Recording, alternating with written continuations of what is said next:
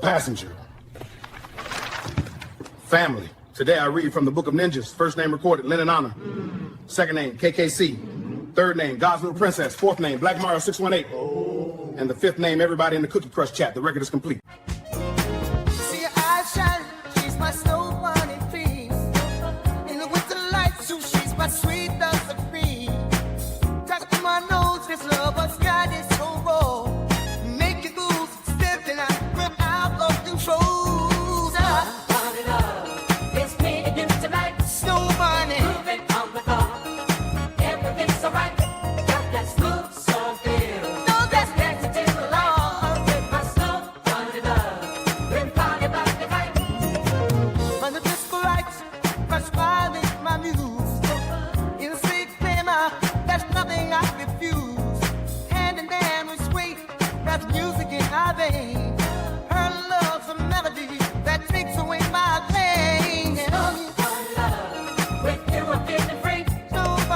Brother Jose. Sí, señor, ¿cómo estás? Peace and love, good brother. You got any time to slide by today? Sí, tengo 5 minutos. As soon as possible. In the stopless groove where the world stands still, the laugh to the tune, echo a thrill. Every step we take, a dance in the stars glow, snow that you dream, love in the night show.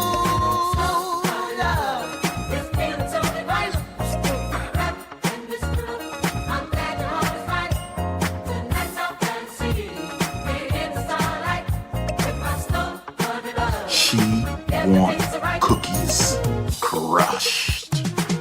With it in the cold, her warm still freeze. With a gentle smile, she sets my soul at ease. Crush, crush, crush. In winter's embrace, where two hearts entwine. Yeah. In your arms around, nobody. Escape all the dreams, never touching the ground. Touching the ground.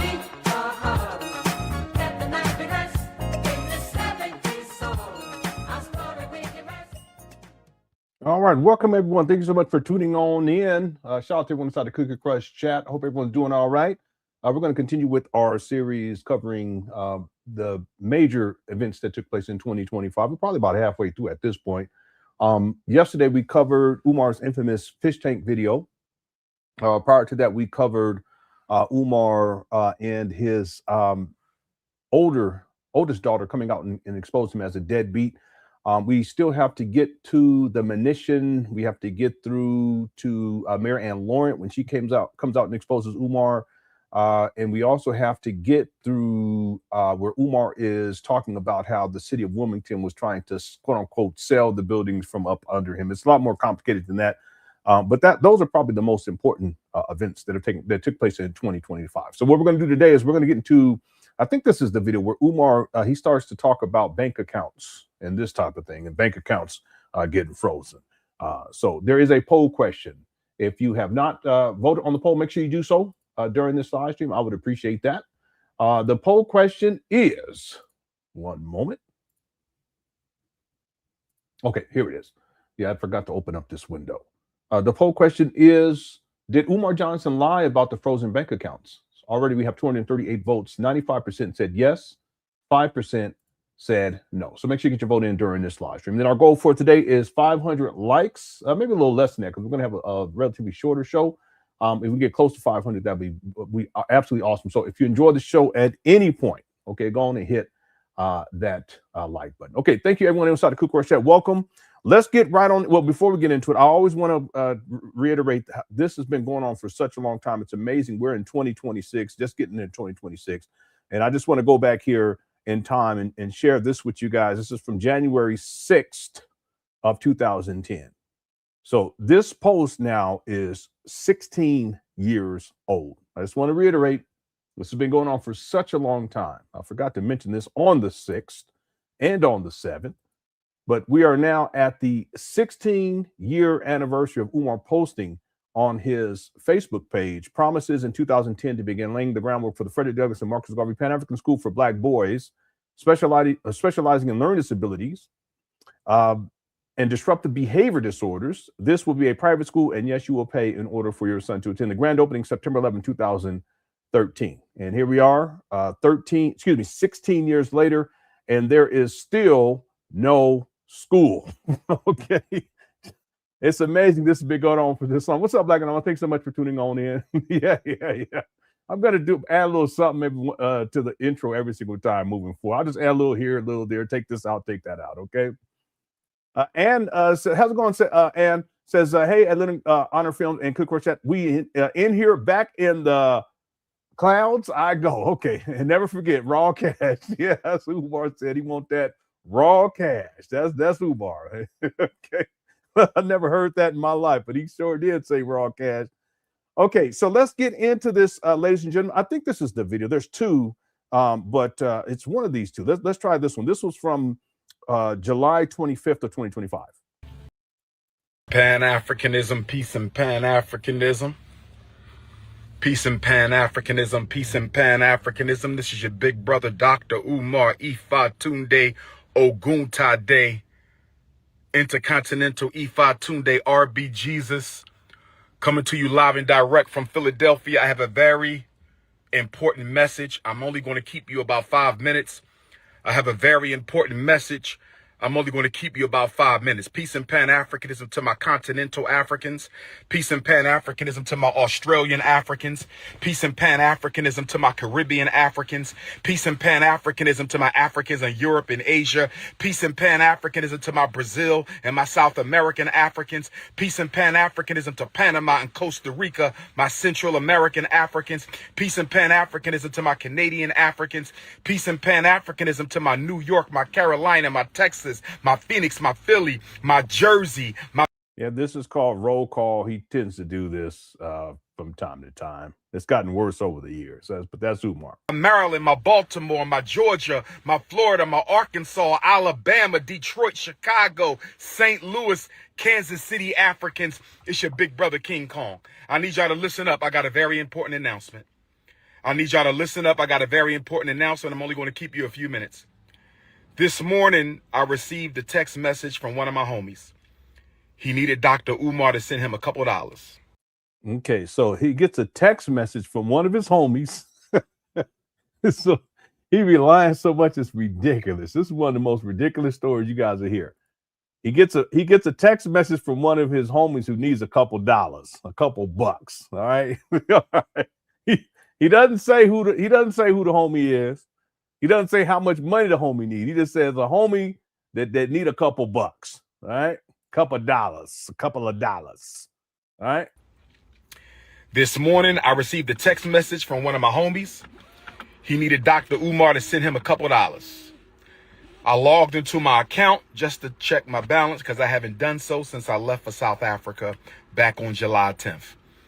So he leaves for South Africa on July 10th. He doesn't check his bank account at all, allegedly, for 2 weeks.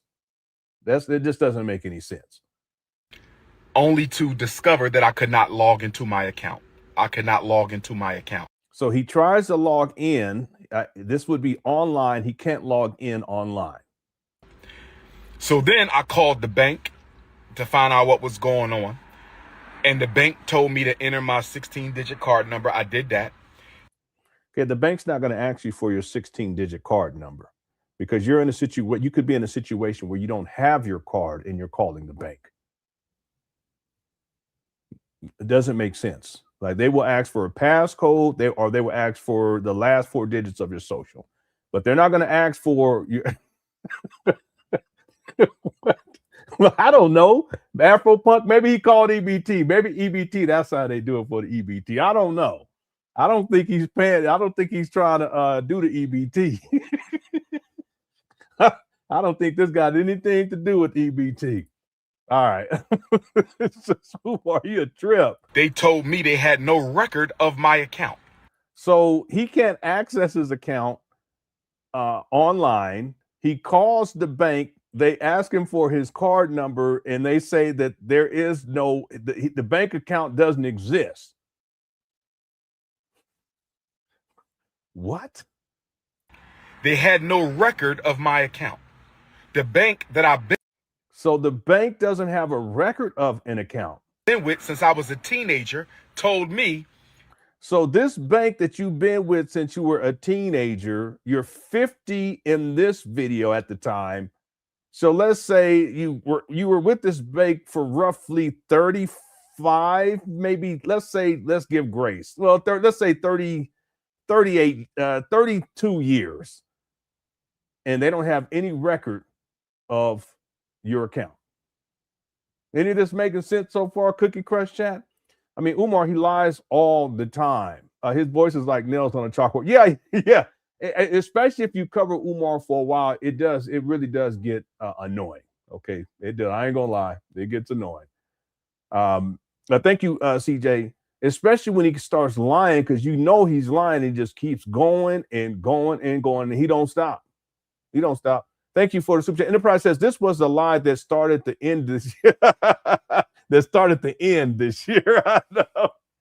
Now remember, a lot of people with the Lenon fish tank video that he did, that was enough for people.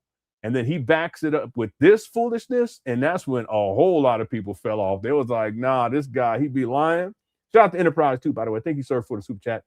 And then God's Princess says, lying is asshole. That's what Umar does. He's a pathological liar. He's always lying. Okay. And it's so unnecessary. It really is. And I also want to thank you, guys, Princess, for being a mod. You've done a fantastic job. And I want to thank you so much for all of your support. I really appreciate you, sis. Thank you for the super chat as well. And we'll give a shout out to God's Princess because she be handling business. Okay. Thank you so much. And she's funny too. S.A. Play says Umar built in several unbelievable excuses in this one post. Which version is true? Yeah, there is contradictory.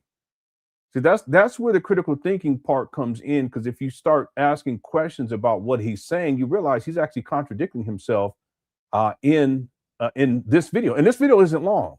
Furthermore, SH Play, if we go back to the video that we covered yesterday, where he does the fish tank video, he planted the seeds for this video in advance, because he's talking about his bank accounts, being hacked by Lenon and being hacked by me. So then he brings that. He sets that precedence then, even though it's ridiculous, it didn't happen, but he's trying to set up the narrative because he's spinning a false narrative.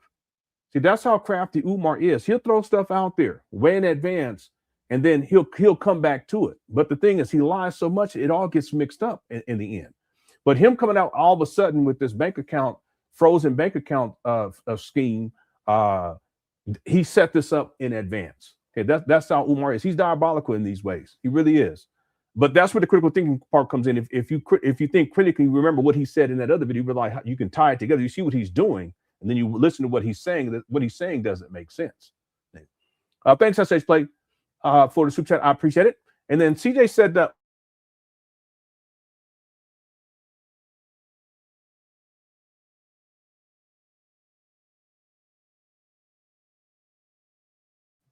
Let's see. Are we still live streaming? Y'all know why my internet connection today. I was having problems before the live stream too. I'm supposed to be getting like 900 and something. It's really supposed to be 1 gigabyte to the box. Actually, a little more than that now because I paid more, and I was barely getting like, what was it, 65 megabytes per second or something ridiculous. Like, you guys, it was more than that. But the point is, anyway, let me stop complaining. I think we're live. Are we still going here? You see me getting mad? Okay, because I paid good money for your shoot. Anyway, so CJ was saying Umar is that schizophrenic family member we all have, always some elaborate and fantastical story to explain inconveniences, and always the main character of said story. Yeah, I think it's part of the narcissism too. And oftentimes when he's explaining things, he's talking about stuff that is just so outlandish, where a very simple explanation would probably make more sense, or in some cases not to say anything at all. But he just gets into that lying mode. That's what he does. And he just spins. He's a story spinner. He likes to spin stories. Case in point, CJ, when he has a metrosexual, I'm gonna bring it up every live stream. When he has the metrosexual go back to his hotel room after 2 a.m. to wash his hair, wash and brush or whatever they do. The metrosexual stays at night, but Umar tells the people who pick him up, he tells them that no, he slept on the couch, but there's no couch in that hotel room, so he couldn't have slept on the couch. So where did he sleep?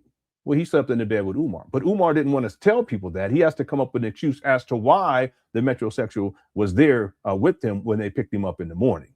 See, but the thing is, Umar didn't have to say anything, really. And if someone happened to ask, like, why is he here, which I doubt anyone would have done, he could have simply made up a better lie.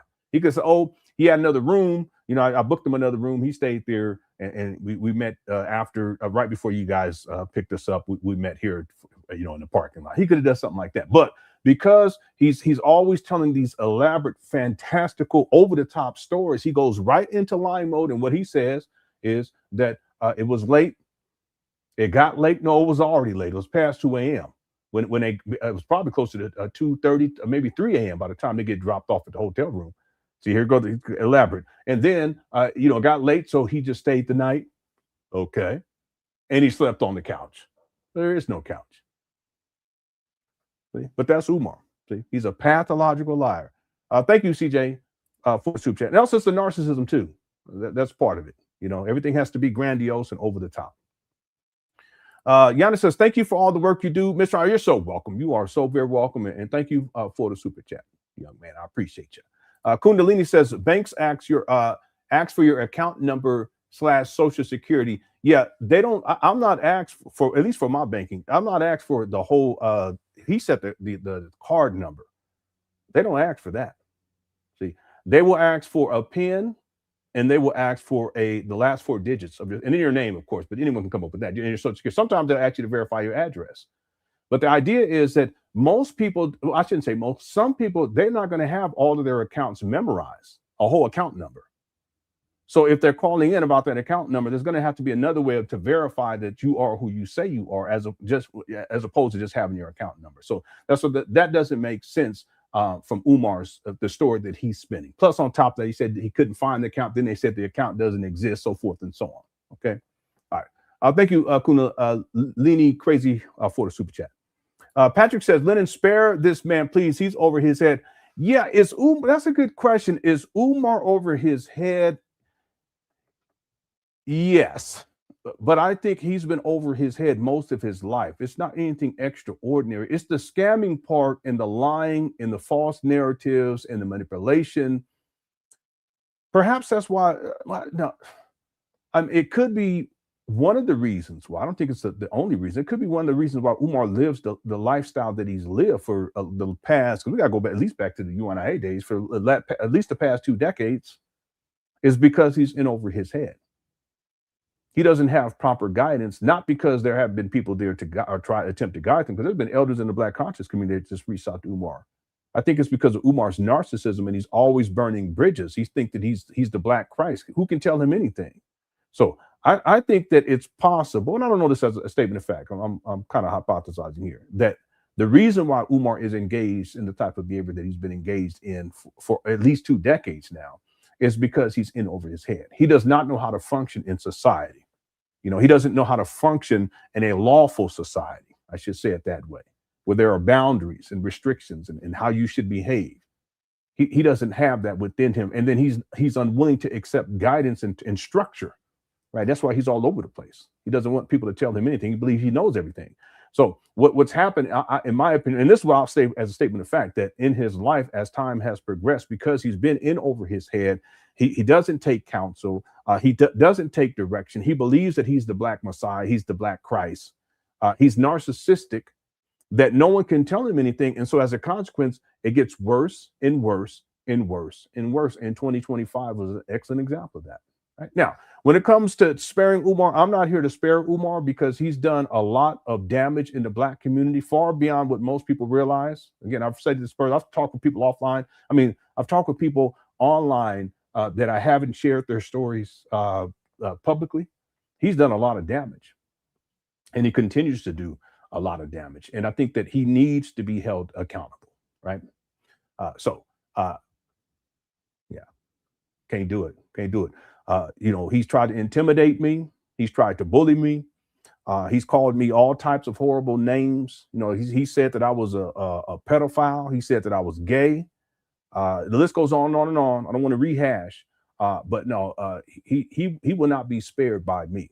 Okay, he's going to face justice one way or another. I'm just part of the process of him facing justice. That's all. Okay, very small part, but significant enough. Okay, thanks, Patrick. SH Play says, so we know of one educated male, room 130.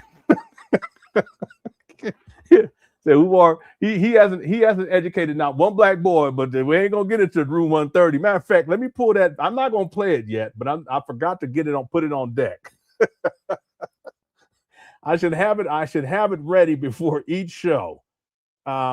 Is this it right here? Let me just make sure. I'm not gonna play all of it if this is it. Let me see. It's after midnight. Scrub better be black owned, black operated, and spiritually aligned. Relax, beloved. This that ancestral lather. Shea Butter talking to you. Okay, this ain't the one. Family, it's after midnight. This scrub better be black owned, black operated, and spiritually aligned. Relax, beloved. This that ancestral lather. Shea Butter talking to you. All right, this ain't the one. and no, I'm not being petty. I didn't mean to play that one. Well, I was trying to see if that was the one, but it's just I got a couple of them in here. Shout out to Coco. Watch this one right here. There's a shark in there. Sir, this is my house.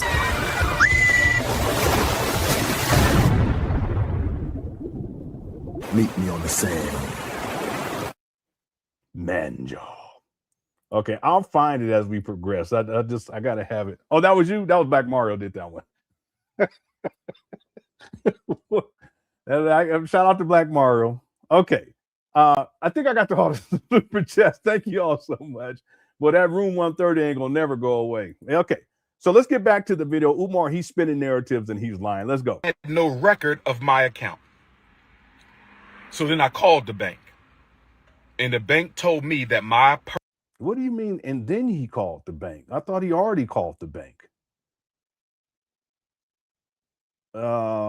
Yeah, he did. Maybe he means that he talked with a representative. Maybe the first time it was automated, maybe. only to discover that I could not log into my account. I could not log into my account.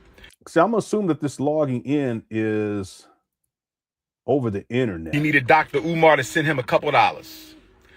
I logged into my account just to check my balance because I haven't done so since I left for South Africa back on July 10th. Only to discover that I could not log into my account. I could not log into my account. Okay, I'm going to assume that that's virtual. So then I called the bank to find out what was going on. So he calls the bank. And the bank told me to enter my 16-digit card number. I did that. They told me they had no record of my account. They had no record of my account. The bank that I've been with since I was a teenager told me they had no record of my account. So then I called the bank. You just said that you called the bank. Y'all see this guy hit the one? Didn't he? Am I tripping? He just called. He just said he called the bank. Then he says, and then I called the bank. Don't make no. This guy, Umar, get your story straight. Come on, you got to do better than this. I know you can do better. Y'all know you can lie better than this. And the bank told me that my personal account, as well as the independent Frederick Douglass Marcus Garvey Academy account, have both been frozen. So 2 accounts now. His personal and the FDMG account. Now they're both frozen, even though at first it said that they didn't exist anymore. Well, let's keep going. Both bank accounts have been frozen. Both bank accounts have been frozen. And I was told that there is an investigation into my personal account as well as the school account. I asked them, was this due to suspicion of any fraud on my part? That's ridiculous. Why would you have to ask that question unless you're committing fraud? I don't believe any of this right here. I don't. I think he made all this up to try to get money out of people. He's a con man. Real talk. How's it going, Larry? Larry says, Lenon, thank you for all you do. Quick question chat. Y'all be getting me through my studies. Thank you. Yeah. There's a lot of people they'll watch, like if they're doing something or they're studying or they're working on something where they can have stuff on in the background. They put the show on, they listen to it. So that's good. That's why I don't mind doing longer shows, because there's people who tell me they got long shifts and it helps them to get through their work week. So that's all good. Thank you so much, Laurie, and continue on with these studies. All right. Thank you for the super chat. Kel says, be petty, Lenon, you earned it. Yeah, that's true. You're right about that. It's true. I've earned it. That's right. Thank you for being a member for 4 months. And then SH Places, contradiction number 2, we keeping count, family. yeah, we keeping count. That's real talk. And I think that's one of the keys to the Umar Johnson saga is you have to keep count of things. What he says, figures, numbers, dates. If you keep count of things, you'll realize he contradicts himself a whole lot. And that's where you realize that he's just lying. He's creating false narratives. And he can lie about stuff, but the more he lies, the more outlandish things gets. And then he'll say other lies that contradict the first lie. And he can't keep track of them. Yeah, counting is huge. Okay, thank you, SH Plate. Let's keep going here. Here we go. I was told that it was not due to suspicion of any fraud on my part, but I was told that it was due to suspicion of fraudulent activity. I was told that someone has been trying to gain access. Okay, and remember in the Lenon fish tank video that he did, he was talking about how his bank accounts were being hacked or something to that effect, and that she had something to do with it and I had something to do with it. Back then he was setting up what he's saying here right now. Okay, this guy lies so much, it's incredible. To my personal account and the FDMG account. I was told that someone has been trying to gain access to my personal account and the FDMG account. I was told that someone has been trying to gain access into my personal account and the FDMG account. Brothers and sisters, if you have sent a donation to FDMG, let's give it until the end of the month to see if this gets cleared up. They have given me no definitive timeline as to when their investigation will conclude. They have given me no definitive timeline as to when their investigation will conclude. If you have sent a check or money order donation to FDMG, let's wait until August the 1st, Black August, and see if this situation has gotten cleared up. That doesn't even make sense. They told me they sent me a letter to this point on July the 10th, the day that I left for South Africa. I was told that the timeline of suspicious activity was June 25th to July the 10th. I was told that the timeline for suspicious activity was between June 25th, that's when Medea went public. See? That's when Medea went public.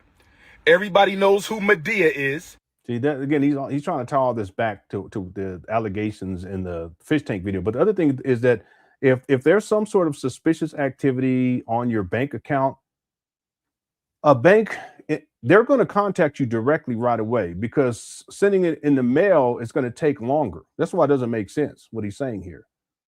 Okay, sending him, you may even get a text message. You may even get an email. You will get a phone call. And hey, Mr. or Mrs. such and such, just want to let you know that there's some activity on your account. We're unsure of what's taking place here. Did you make this purchase? And they'll run down the list and just let them know. So the story doesn't make any sense. They only send a letter.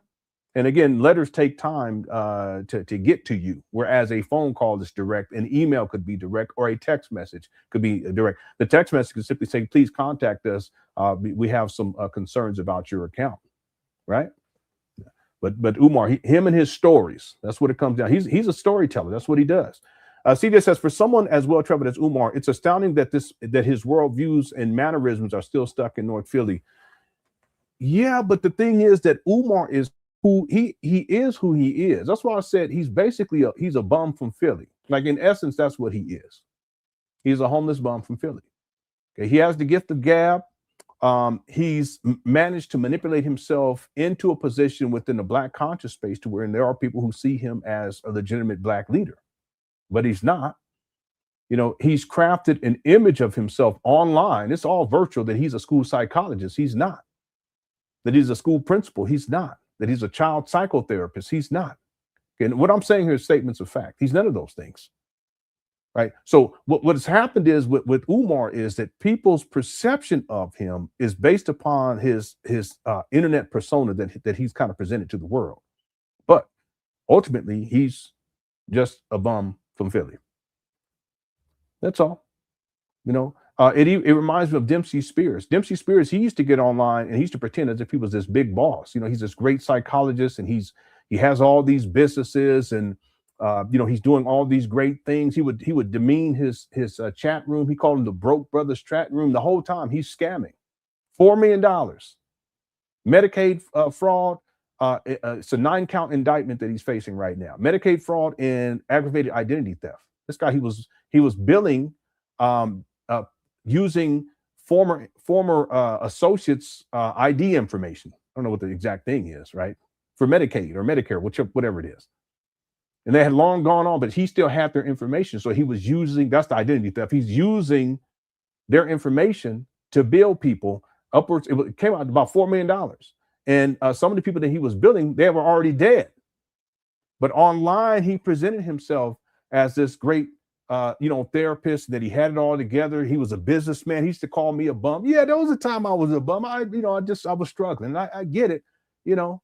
But the thing is that I'm doing a whole lot better now. And I'm not facing a 9-count indictment. You see what I'm saying? So Dempsey Spears is another one that people would think based upon his online persona that he was one way, but behind the scenes, I mean, this guy was fraudulent from the jump. That's why when he was producing those songs, sexually explicit songs, he's supposed to be a married man. You know, that doesn't compute. You know, something's not right there. Well, the same thing with Umar. And I don't mean to belabor this, CJ, but another example is Umar. Like we've been talking about this recently. When Umar says things like, you know, black queens forever, snow bunnies never, we got to respect black women. He doesn't have a history of doing that, of respecting black women. He doesn't have that history, but he's pushed that persona to where there's a lot of black women, they buy into it and they believe it. But he has no respect for you. He doesn't even respect his own mother, his own daughter, his baby mamas. He has at least 3 in Philadelphia alone. He doesn't even respect the women that he's dealt with intimately, such as Lenon. Look at the fish tank video. See, but what has happened, CJ, over the years is that Umar's become more and more difficult for him to pretend to be what he's not. He can't pretend to be a school psychologist.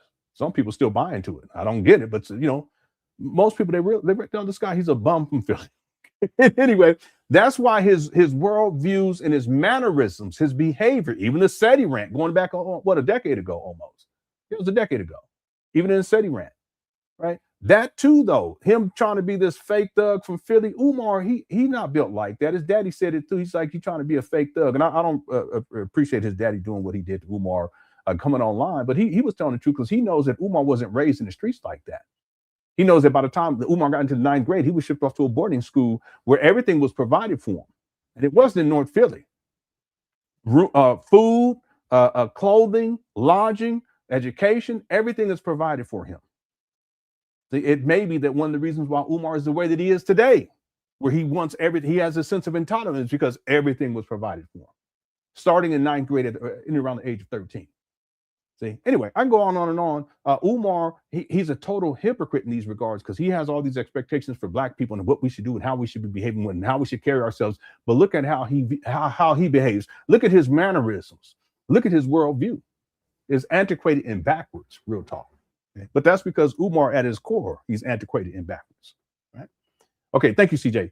SH Play says, what's the Beach Street? What in the Beach Street is Umar wearing? I don't know. I'm waiting on the pop line. Real talk. It looks like Umar, he's in duress. Again, he's struggling. He's you can tell. I mean, it looks like the side of his head is swollen. If you look at on his right side, at least from my vantage point, it's swollen compared to the other side. It looked like someone walked up on him and stole on him, as we used to say. He got punched. That's what it looked like to me. He looks disheveled. He's sitting in a rental car, you know, and he's trying to figure out a way to get money. This has been going on for such a long time. It's incredible. Yeah, I don't know what he got on. He's trying to do the Beach Street, the Electric Boogaloo or something. I don't know. Thanks, SJ Play, for the super chat. Andre says frozen Tunde. Yeah, the frozen bank accounts. You guys know what? I cannot find the video. The video, Kogo's video of, is this it right here? Hold on, let me see. Combined with a dye. It's a scrub and dip pad so you can scrub your beard and No, this is saying it. I can't find, you guys know which one I'm talking about. I got to find it. I had it. Maybe I have it in my, no, it should be in there. Yeah, well, let me see. I got to go find that. We need that for sure. Okay. Thank you, Frozen Tune Day, for super chat. Okay, let's get back to it. Here we go. July 25th, that's when Medea went public. Let me go back a little bit. Was June 25th to July the 10th. I was told that the timeline for suspicious activity was between June 25th. That's when Medea went public. Here he goes. That's when Medea went public. Everybody knows who Medea is. July 25th. That's when Medea went public. July.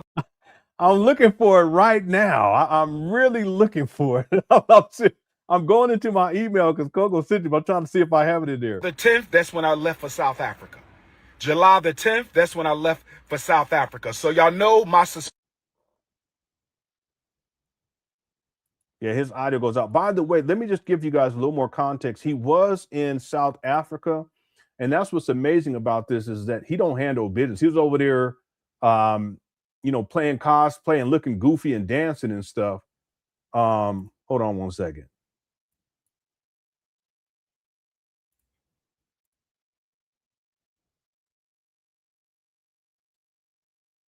Here it. No, that's not it.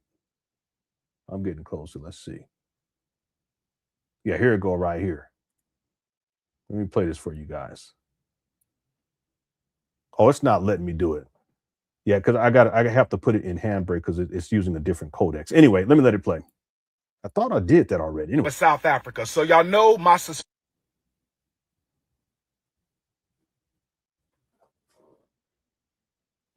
Yeah, his audio. I believe Medea and Pastor Bussy. All right. Here he go. See, I told you every time you call me out my name. You see, I can laugh about it now. I really don't care now, but I'm just going to be petty. Okay, let me go find this shit right now, Umar. I'm going to find it. I don't care how long it take me. Y'all going to have to hold on because I told people anytime he start calling me out my name like this, we're going to play this video. Am I wrong for that? maybe I'm being too petty on that one. I don't know. Let me see. It's not, I can't find it. It's like it's disappeared off my computer. It's like the whole thing just disappeared. All right, I'm about to find it right now. Hold on one second. Okay, that's the mural video.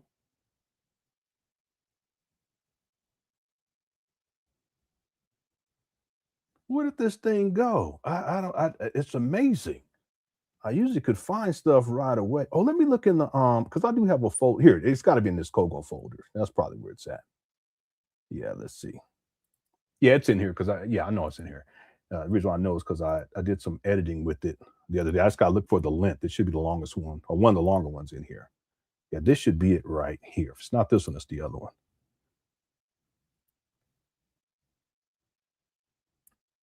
Okay. Yeah, I found it. Anyway, I told you, Umar, to watch your mouth. So from now on, when you be talking crazy like this is what we're going to do.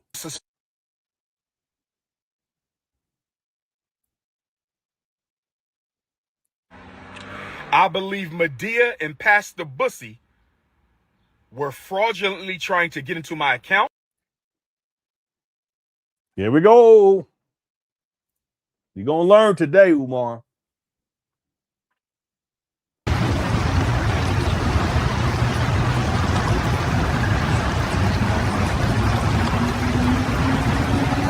People, great work today.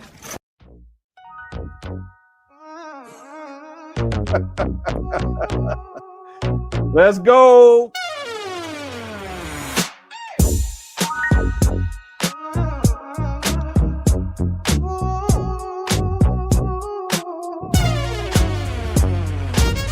Lights are rolling on a movie set today. take action, putting down the packing things away. Heading to the red roof in room 130. Homie gonna sponge my hair real nice and make me look real pretty. Rose over hoes, that's how we roll.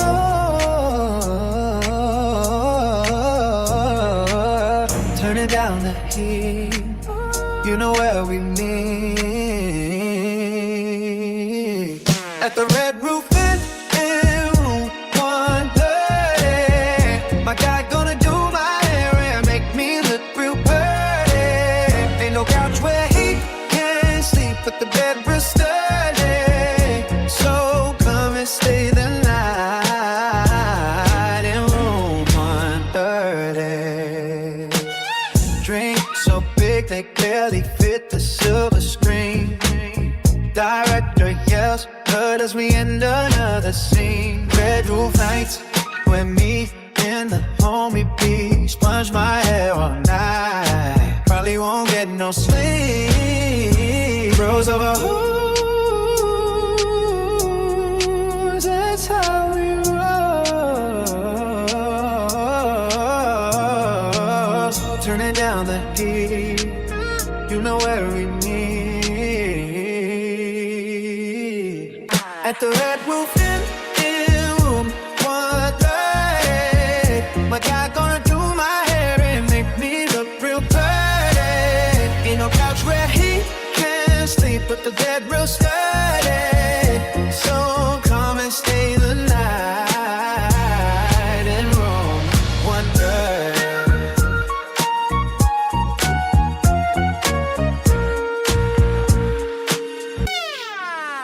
At the red roof in room 130. My guy gonna do my hair and make me look real pretty. Ain't no couch where he can sleep, but the bed real sturdy.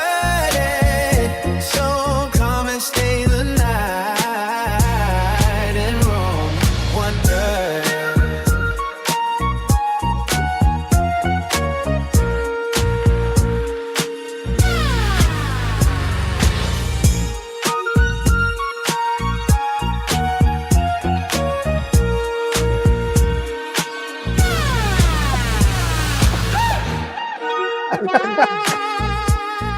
Yeah, yeah.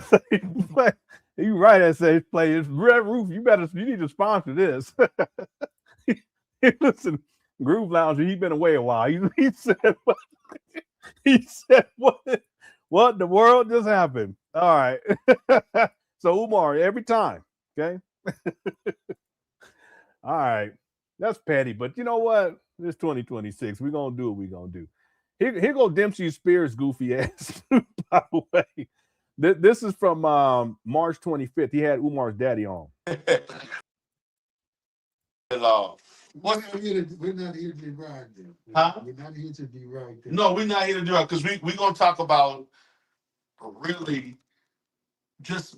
I think we're asking a relevant question.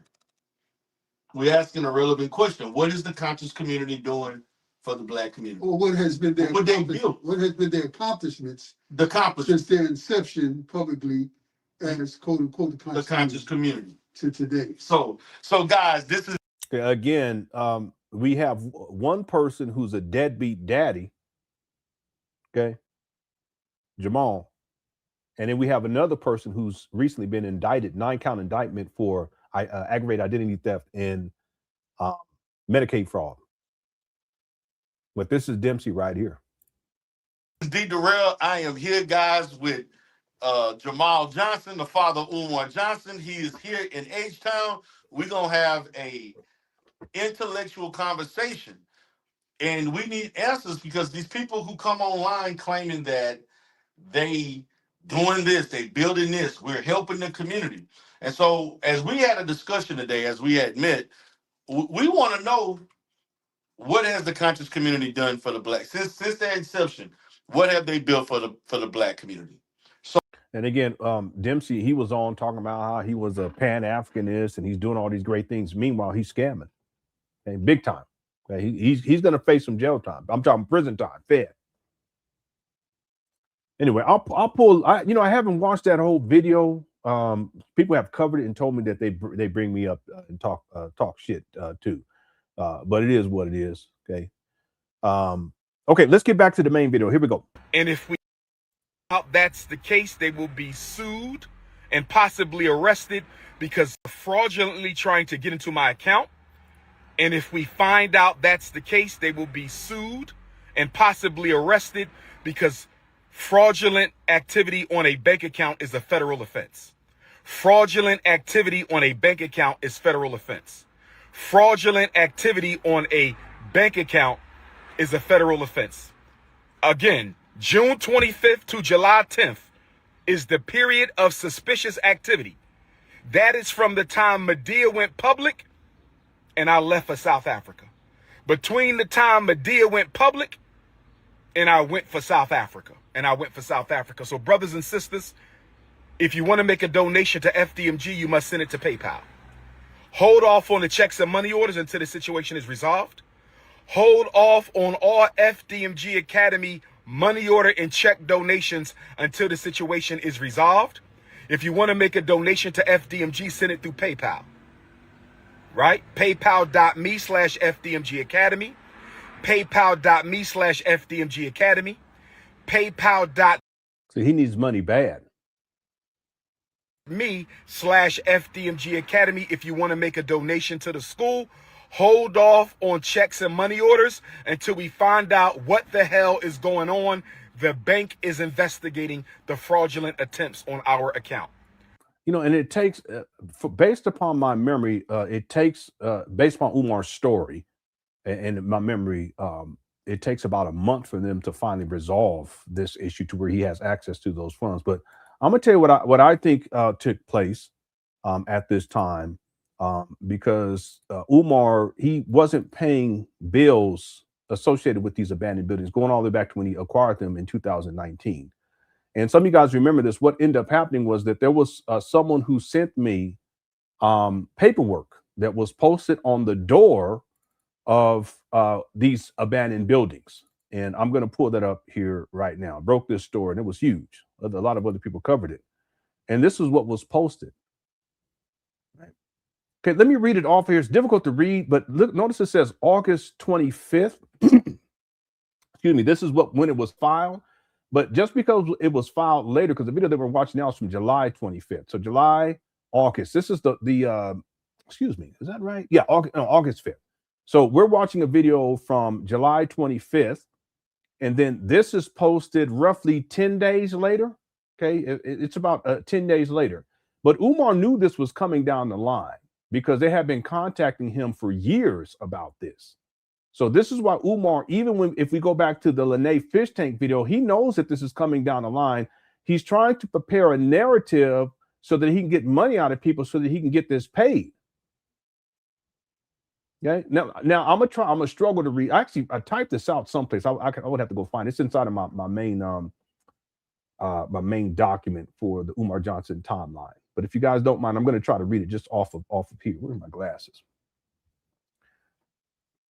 It says, take warning to all persons having or claiming to have any title, interest, or lien upon the within described premises, take warning that unless the judgment for the taxes or assessments, and this is for assessments because the taxes were paid by this time, stated herein is paid within 20 days after the date hereof, or within such period of 20 days, evidence of the payment of the taxes or assessments herein, claims shall be filed in the office of the prothel notary, which evidence shall be in the form of a I think it says a rescripted bill or duplicate thereof, bearing date prior to the filing of the lien in the office of the prothel notary for Newcastle County, the city of Wilmington, may proceed to sell the property herein mentioned or described for the purpose of collecting the judgment for the taxes or assessments herein stated. Property address,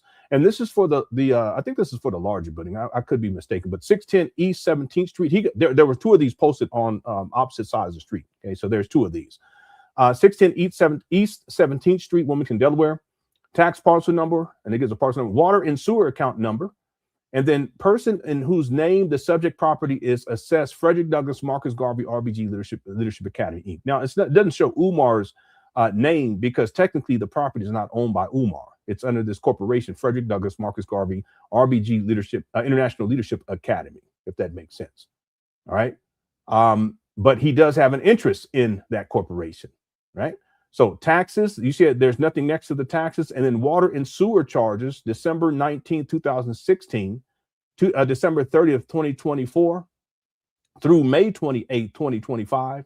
So what this is showing, the reason why I'm saying December 19, 2016, Umar didn't acquire these abandoned buildings until 2019. But when he purchased these abandoned buildings, the past due bills, he picked up liability for all those. There's a way that he could have worked this if he had worked with a lawyer, the proper lawyer, where he wouldn't be on the hook for all those fees. That's why it says 2016. It was a bad investment, a horrible investment. And now it's almost 7 years later, and not one black child's been educated. It's in worse condition now than it was before. These abandoned buildings in Wilmington, Delaware. So it just goes to show that Umar, his business acumen is horrible. But again, he has no intention of opening up a school. The idea when he purchased these trap bundles in 2019, February of 2019, was to continue the scam, to extend it. And he's done exactly that. He's been able to extend it now for almost another 7 years. Exterior improvement charge for 2021, vacant registration fees from 2020 through 2025. The reason why it doesn't show 2019 is because the vacant registration fees doesn't kick in until the next year, okay, after you acquire whatever it is that you acquire. In this case, these abandoned buildings in Wilmington, Delaware. Civil penalty years, 2020, amount of judgment, taxes is $0. Water and sewer charges is $1,854.17.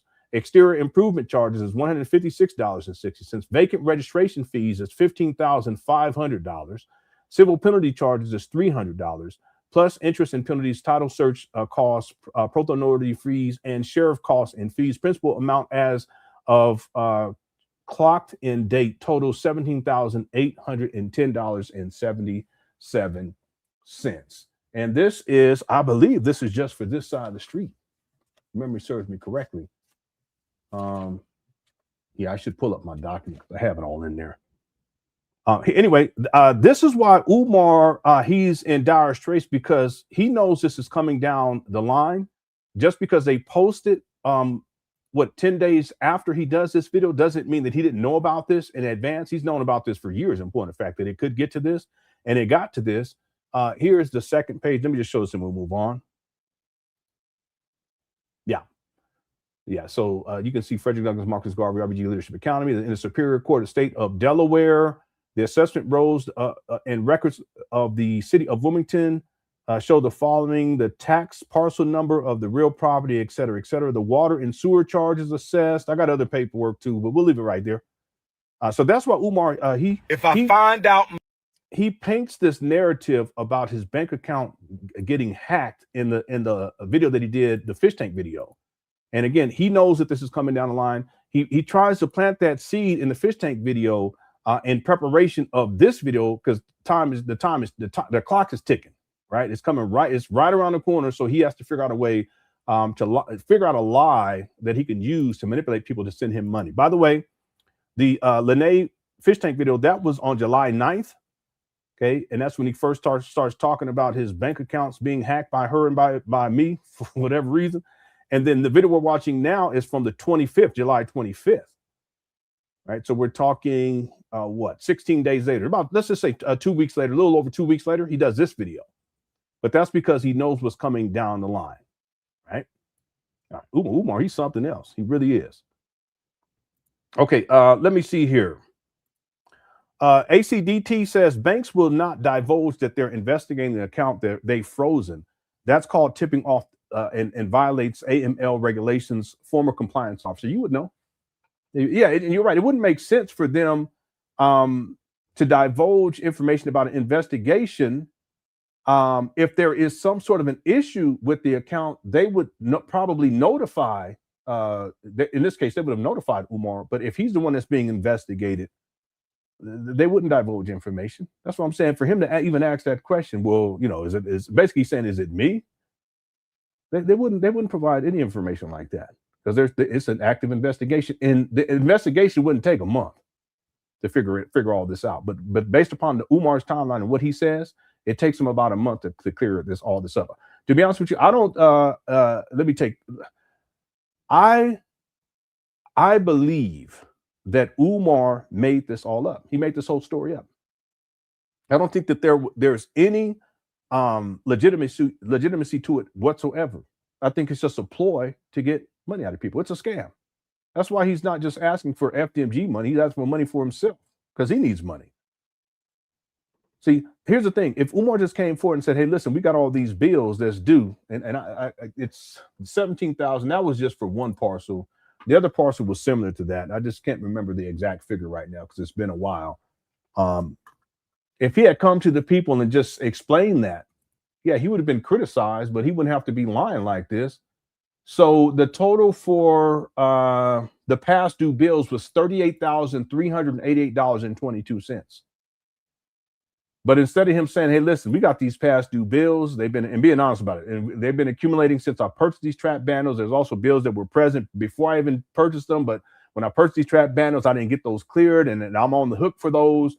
And all together is $38,388.22. And that's what we need in order to save these buildings. If he had done that, the people would have given him the money. It don't make no sense, but they would have given him the money. But no, Umar has to come up with this whole scheme. You know, and then he blames me, he blames Lenon. I ain't got nothing to do with any of that. That's called slander right there, Umar. I hacked your bank account. The story don't even make any sense. Anyway, yeah, you would know. Thank you for the super chat. God's little princess, Umar daddy is a bugaboo, and he tried to scam the post.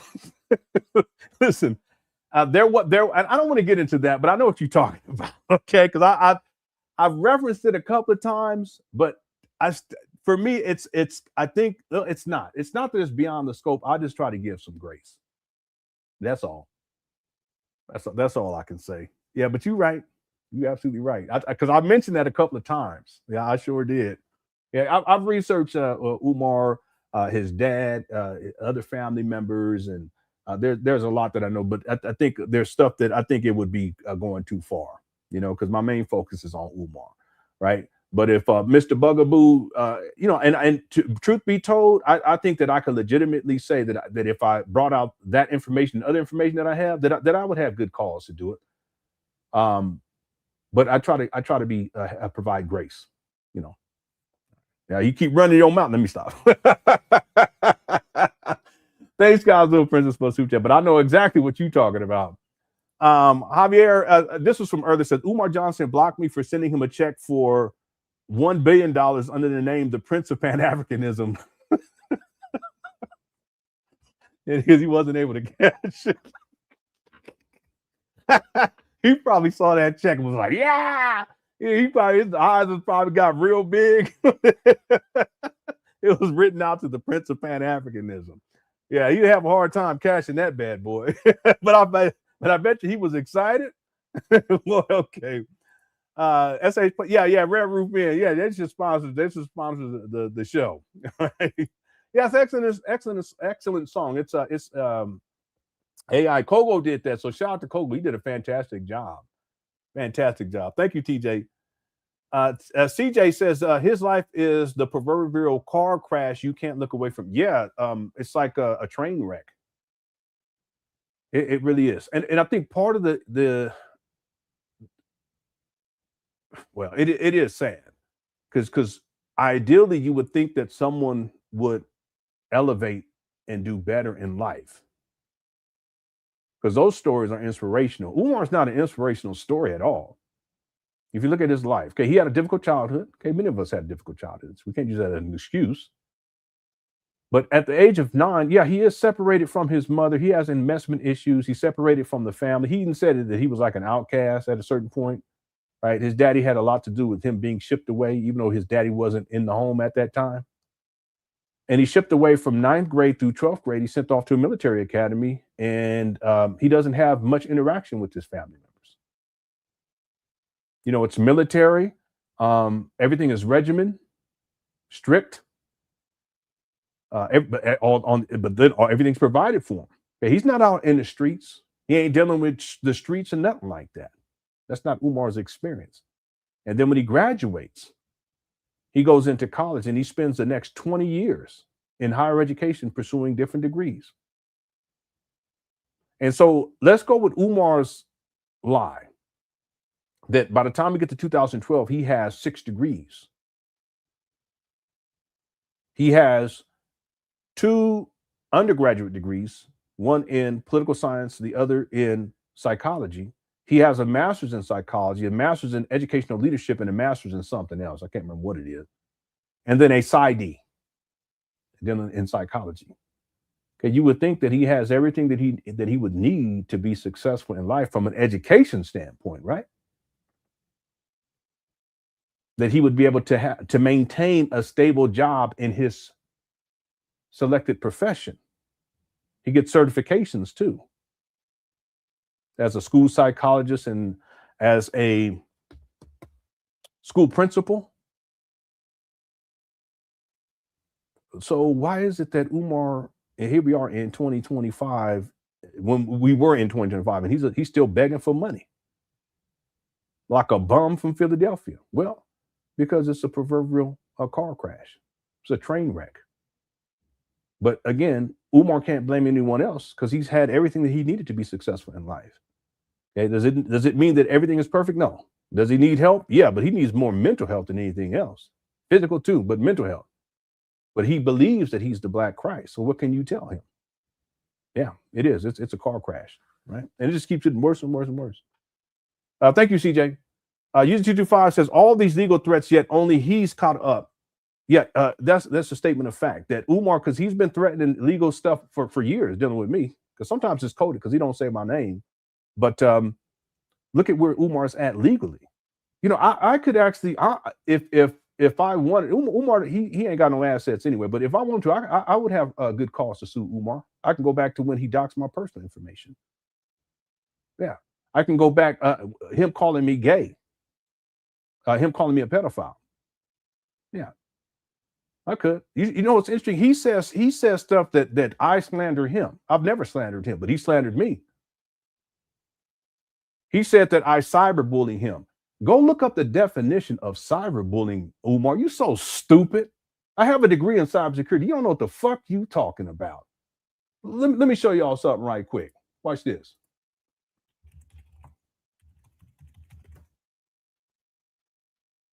Cyberbullying is using digital tech, phone, social media, games to repeatedly harass, threaten, and embarrass someone by spreading rumors, sharing private information, photos, creating fake accounts, and sending mean messages leading to serious harm like depression, anxiety, and even suicidal thoughts with potential legal consequences for severe actions like stalking or threats. Now watch this.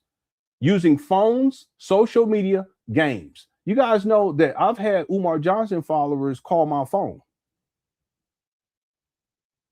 I've had Umar Johnson followers text me crazy shit. I have it all archived too, by the way, Umar. Because remember, you doxed my personal information. You told your followers to come to my place of residence. What about when you had that one young lady call the police in Philadelphia and said that I was stalking and harassing your daughter? I didn't even know listen, this is years way before his daughter. See, at that time, his daughter would have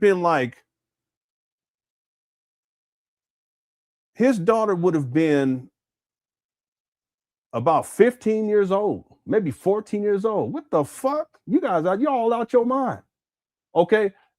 Using digital like social media to repeatedly harass.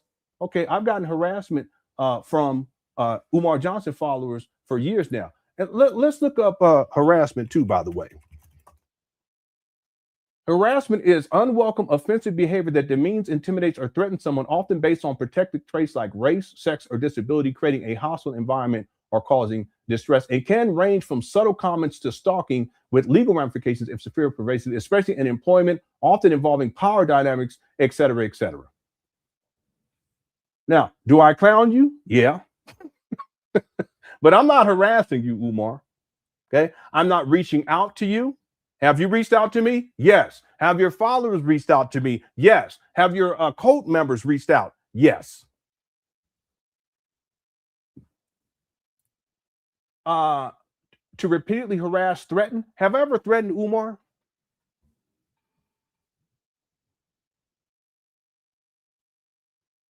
It's never happened. Has Umar ever threatened me using social media, using digital technology?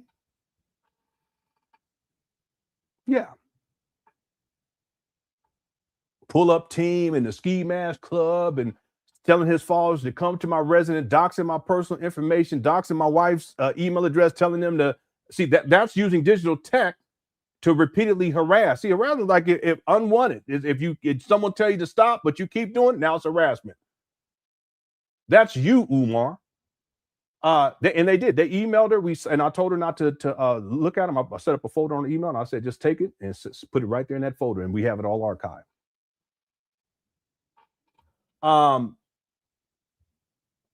Spreading rumors. Well, listen, I will tell people that I'm speculating, or I'll say alleged, right? But when I state something as a statement of fact, it's a statement of fact. It's not rumors. It's not a rumor that you've scammed black people out of millions of dollars for a school that does not exist. That's not a rumor. And that's the premise by which I do my work in my videos on Umar. Now, we have other stuff with the Room 130, but see, Umar, he knows that he's not in a position to tell people, hey, listen, he's not even going to bring that up. See, because if he ever decides to say, hey, listen, that right there, that's cyberbullying, that's spreading rumors, that's harassment. Okay, well, then let's go to the tape then. See, he's already paid Marianne Laurent $68,000 because he doesn't want that video to come out, the behind the scenes footage. And see, what would happen is that if Umar ever tried to take someone to court, it's okay, well, we have to subpoena that video footage. And once that video footage become public record, it's a wrap. Because that same metrosexual male is in that video footage. And they have an exchange too. I'm gonna leave it right there. Anyway, spreading rumor, sharing private information. Have I shared Umar any private information about Umar? No, everything is public record. Now, you may have to dig and research to find it like I have done, but it's all public record. When I talk about his tax liens, that's public record. When I talk about the eviction process that he received back in 2010, that's public record. 2019, that he never resolved and becomes homeless, that's public record. Has Umar shared my private information? Yes. Okay, all right. Photos. Has Umar's posted pictures of my wife? Have I done that to Umar? Well, he don't have a wife, but even if he did, I wouldn't do that. It's be beyond the scope, right? Creating fake accounts or sending mean messages. I've never sent Umar a mean message. I've never sent him a message. I've never reached out to him at all. But his followers have done that to me. See? Anyway, I go on and on. We're gonna leave right there. So all the legal threats, yet he's the one coughing up money. Yeah, and even the legal threats is a form of harassment from Umar. But he's been doing that going all the way back to 2020. All right, thank you, User 225. See, Umar always try to act like he's the victim, but he does what he says other people are doing. Dempsey Spears used to do, he's the same way. See, he heard a lot of people, lied on a whole lot of people, paid people to lie on other people, but then he was trying to act like he was the victim. No. Anyway, we got about 1,000 people in the video. Y'all hit the like button. I appreciate it. Also, the poll question, did Umar Johnson lie about the frozen bank accounts? 93% said yes, 7% said no. All right, and then we have, we're trying to get to close to 500 likes today because it's going to be a shorter show. Let me see where we're at. Give you guys a quick update. And it's not updating. It's my internet speed connection. It's horrid today for some reason. We're at 327, so we do have a chance to get to the 500 goal. Okay, so if you're enjoying the show, please hit that like button. Take you 2 seconds. Okay, thank you, User 225. Heartbreak from the Bronx says, "Damn, Lenon, you're good. What did I do?" This is from earlier. Okay, thank you. Thank you so much, and shout out to the Bronx. It's probably when I played that video. Now the AI video, that Kogo did it, but I overlaid stuff on top of it and synced the music up with the video. And so it's a collaborative effort there. Shout out to Kogo. All right, thank you, Heartbreaker from the Bronx. YouTube 5 says, do some people support Umar because he's such a liar? No, I don't think so. I think that he lies so much that there are people, they just don't realize it and they believe what he says. So I think most people support Umar for his rhetoric. you know, what he says about white people or about snow bunnies and this type of thing. I don't think people support Umar in a sense that they believe. Well, no, that's not true. Some people, I guess the cult member followers, they believe that they believe in this guy. It's crazy. It's crazy, but he's such a liar, you know. And maybe that's part of. Well, no, that's true. Maybe that's part of the reason why they believe in him, because he lies to them all the time. Yeah, no, that's part of it. I don't think that that's everything, but I think that is part of it. He lies to them, and he lies so that they can believe in him. You know, like he lies when he says he's a school psychologist. He's not. But he has to have that sense. He wants his followers to have that sense that he's this great professional. There's nothing professional about Umar. Nothing, right? Thank you, user 5. Lewis X says, whatever bank account he has is probably not in his name. That's possible. It wouldn't shock me if it's in his mother's name. That's possible too. Okay, with the amount he owes in child support, they could freeze his bank account. That's possible too. So here's the thing, that the corporation, the FDMG corporation, if you will, okay, RBG, Leadership Academy, all that stuff, that's separate from Umar. He doesn't technically own these abandoned buildings. Okay, it's a business structure to wherein he's the only one on the board for this corporation, so he has total power and control over it. But as the money comes in for FDMG, it's not directly to Umar. Okay, and allegedly he has a bank account, okay, associated with that. He should, right? But that doesn't mean that just because he has that bank account that he's not funneling that money to other accounts. And it could be that he doesn't have a personal account in his name. It could, and it's possible. Okay. Now you see how I'm saying it's possible? It's possible. Because if it is in his name, then it will be subject to wage garnishments through child support. In other words, not even necessarily wage garnishment, but child support could take money out of that account, his own personal account. So that's what I'm saying. When we talk about wire fraud and embezzlement, you know, that could be part of charges dealing with Umar, because who knows? He may be simply using his mama's main account. Again, I don't know that. I'm just saying he may be. It's possible. The other thing too, Louis, is Umar has a lot of aliases. He has at least 12. So he may have accounts that are set up in other names, right? And it's more difficult for child support to figure out which bank account is actually his. Furthermore, on his child support dockets, you can see he's reporting to the court. He has different names. Umar Rashad Ibn Abdullah Johnson. He has a mixture of these names. Same thing on his degrees. One child support to say Umar Johnson. You know, another docket is say Umar Abdullah. Another one says Umar Johnson, and no, it's Y. But what he did was, instead of putting Ibn IBN, he puts YBN. He's a con man. So there's no telling. And that's why if forensics, if they got into his bank situation, his accounting, that stuff, well, it's a wrap for this guy. See, that's why he would never take me to court for anything. See, he wouldn't do it, because in discovery, that'd be the first thing we get into. All right, thanks, Louis. And again, I've never lied on Umar. Never have. Now, I've speculated, right? Like what we're kind of doing here. And I always say, I think it may be. But when I say something, I state something as a fact. A fact is a fact. Right? Okay, thank you, Louis. Umar jealous Lenon 100 times as handsome. No. All right. You've been watching too much. You've been watching too much of this right here. That's your problem. Yeah. At the Red Roof Inn in one day. Man, this is wow. Make me look real pretty. Why he say make me look real pretty? It make me look real pretty. That's crazy. All right, let's get back on track. Okay. CJ says, does a scammer like Umar having a following show that trying to help certain sectors of our community is a waste of time, emotions, and resources? No, I wouldn't say that. I think it's unfortunate because Umar preys upon the vulnerable. He's preying on people who, a lot of times, the people who are in desperate situations. Often, sometimes too, it's just people who are real rah into the Black conscious space, if you will. They're into that. I was into that too in my earlier years.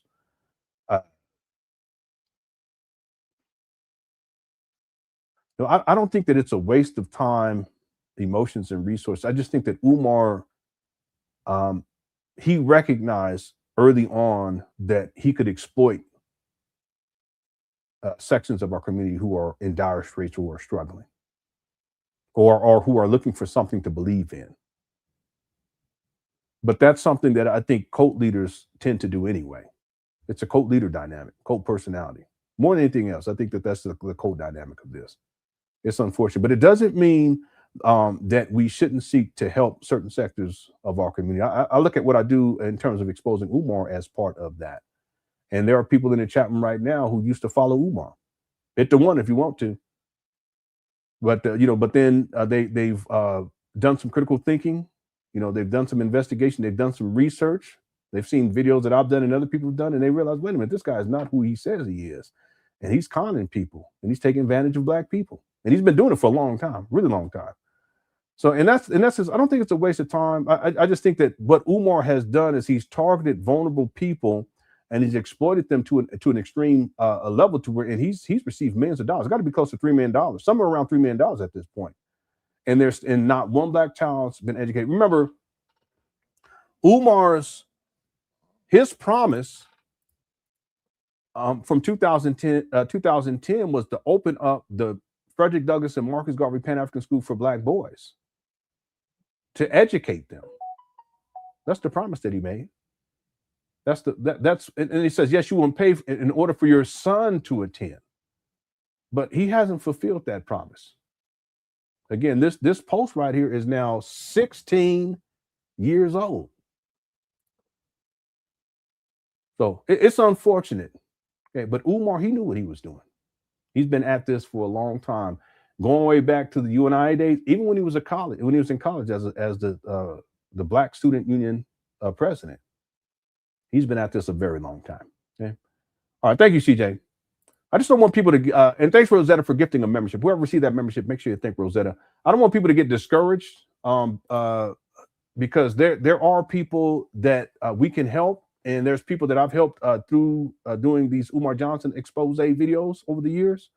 And I'll continue to do it. I'll continue to do it. It's just unfortunate. Umar, I know, Black Anonymous, 16 years. Umar, he's something else. And then to see him in 2025, after all of the money that he's collected, it's got to be close to somewhere around $3 million at this point, at least. He's still sitting inside of rental cars, begging people for money, talking about frozen bank accounts. All right. Yeah, it's been a long time. I remember when I found that, I said, oh man, this guy, he's something else. What? And he's still at it in 2026. Okay, let's get back to it. I thought there was something else I was trying to find. I can't remember what it was. Someone reminded me in the chat. I was looking for something. Okay, so we went over the munition paperwork here just a little bit, and I gave you the full figure. Pause, I guess. For the past due bills, it was $38,388.22. Okay, so this was just for one parcel number. And Umar knew that this was coming down the pike, so that's why he concocts a scheme to get money out of people. And that's why he comes up with, out of everything, he comes up with this bank account being frozen. To FDMG, send it through PayPal. Right? PayPal.me/FDMG Academy. PayPal.me/FDMG Academy. PayPal.me/FDMG Academy. If you want to make a donation to the school, hold off on checks and money orders until we find out what the hell is going on. The bank is investigating the fraudulent attempts on our account. If I find out Medea and Pastor Bussy had anything to do with this, I was told that they can be arrested for federal offense. There he goes. I was told they can be arrested for federal offense. I was told they could be arrested for federal offense. Now, with that being said, brothers and sisters, here he goes. Dr. Umar has access to no money right now because my personal account contains all of my money. I only send it to Apple Pay and PayPal as necessary.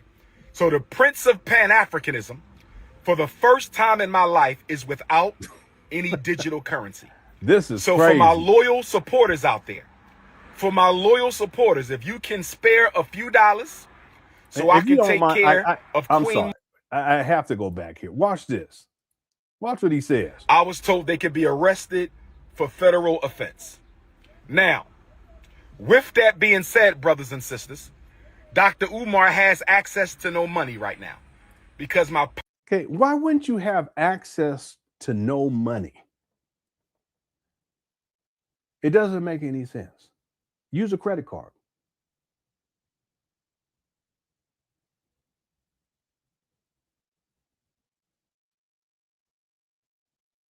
People send you cash to your P.O. box. Just use the cash like you've been doing. Why wouldn't you have access to any money?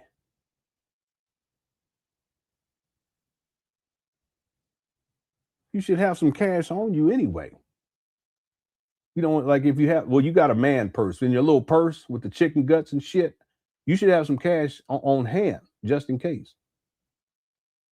The story makes out. This is someone who's raised millions of dollars, around $3 million at this point, and he has no access to cash because or to digital currency because 2 accounts are allegedly frozen. By the way, Umar, he's in control of his mama's bank account or accounts. Were those accounts frozen too? Why would those accounts be frozen?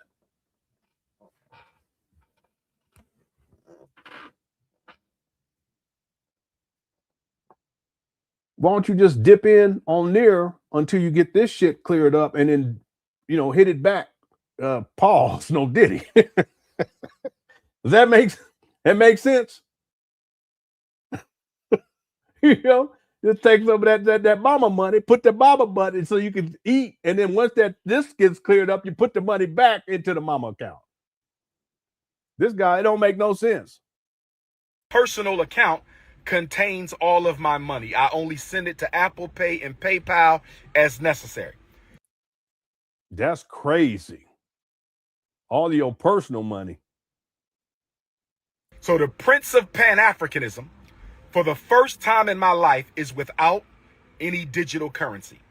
So for my loyal supporters out there, if you can spare a few dollars so I can take care of Queen Mother Ifa Tunde and my... Wait a minute, though. Don't she have her own money coming in for the excess? What you mean? So you can take care of her. You've been living off of her. What are you talking about, Umar? The story don't make sense. Because he's talking about 2 accounts. One is his personal account, and the other one is FDMG, not his mama account. Or his mama should be good on the money. She in a Section 8. She got the SSI. She don't need you, Umar. You leech.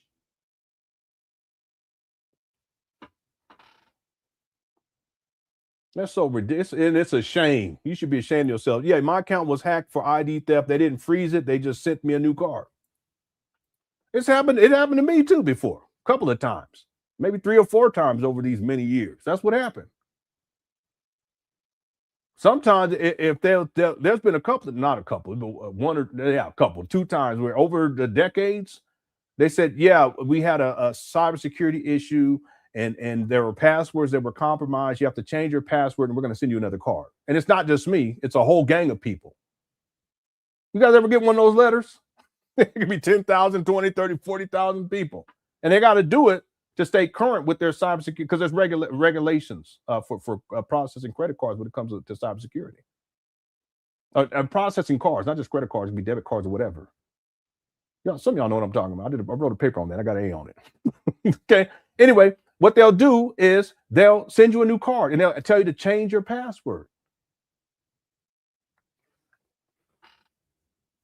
But Umar, his story, it's all like someone was saying it earlier. It's this fanciful, over the top, and it just one thing after another. It gets elaborate and ridiculous. Here we go. Until my bank account is frozen, or I thought you said it was already frozen, canceled, so I can get. Or can't. What are you talking about? So that it's canceled. If it's canceled, boy, this guy, the story don't make no sense. Nothing. This guy's saying. Pan Africanism, for the first time in my life, is without any digital currency. So for my loyal supporters out there, if you can spare a few dollars so I can take care of Queen Mother Ifa Tunde and myself until my bank account is frozen, or canceled so I can get my money back and open up a new account, please.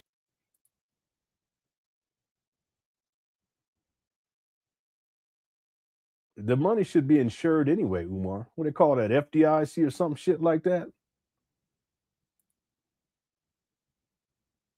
Even if you're having problems like that, you're going to still have access to your account.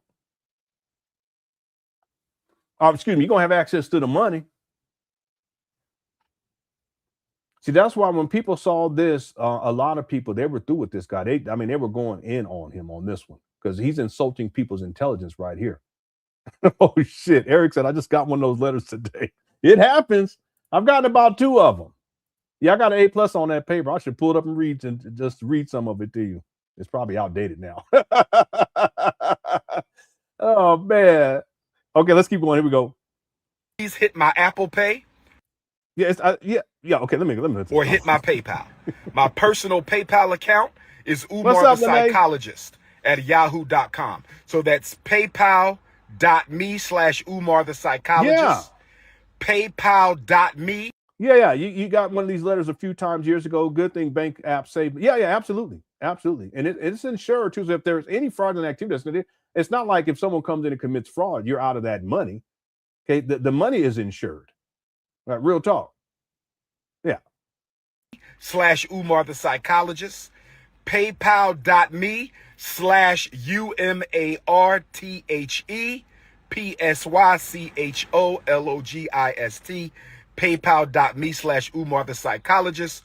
Or hit my Apple Pay using my cell number 2159. Yeah, by the way, it's called PCI DSS, Payment Card Industry Data Security Standards, is a global security standard for organizations that handle credit, debit, and cash card data, aiming to prevent fraud by setting requirements for securing cardholder information during storage, processing, and transmission. Okay, encryption is a huge aspect of this. I wrote a paper on this.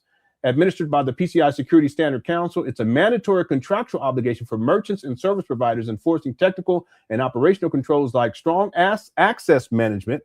Okay, could be a 2-factor, sometimes 3-factor authentication, encryption. I was just talking about that. There's different levels of encryption too. And regular security testing to protect sensitive data like card numbers. Yeah, they have whole teams that will test. They will test the system to make sure that things are secure, right? And then pins. I was talking about that earlier. And then authentication details. All right. Anyway, that's called PCI DSS. I wrote a paper. I put a lot of time into that. I got an A+ on it. So even that alone, what Umar's talking about and how he's kind of framing this, it doesn't even make sense within the context of PCI DSS and banks. They have to comply with this. All right. Anyway, let's go. 9899858. 215-989-9858. I've never asked the people for $1. I have never asked the people for $1 in my life. Yeah, I know that's a lie. This guy be lying so much, it's incredible. I have never asked the people for $1 in my life. I've only asked you to donate. Okay, that's $1, but he's asked for personal donations too. Hit the 1. He's asked for personal donations quite a few times.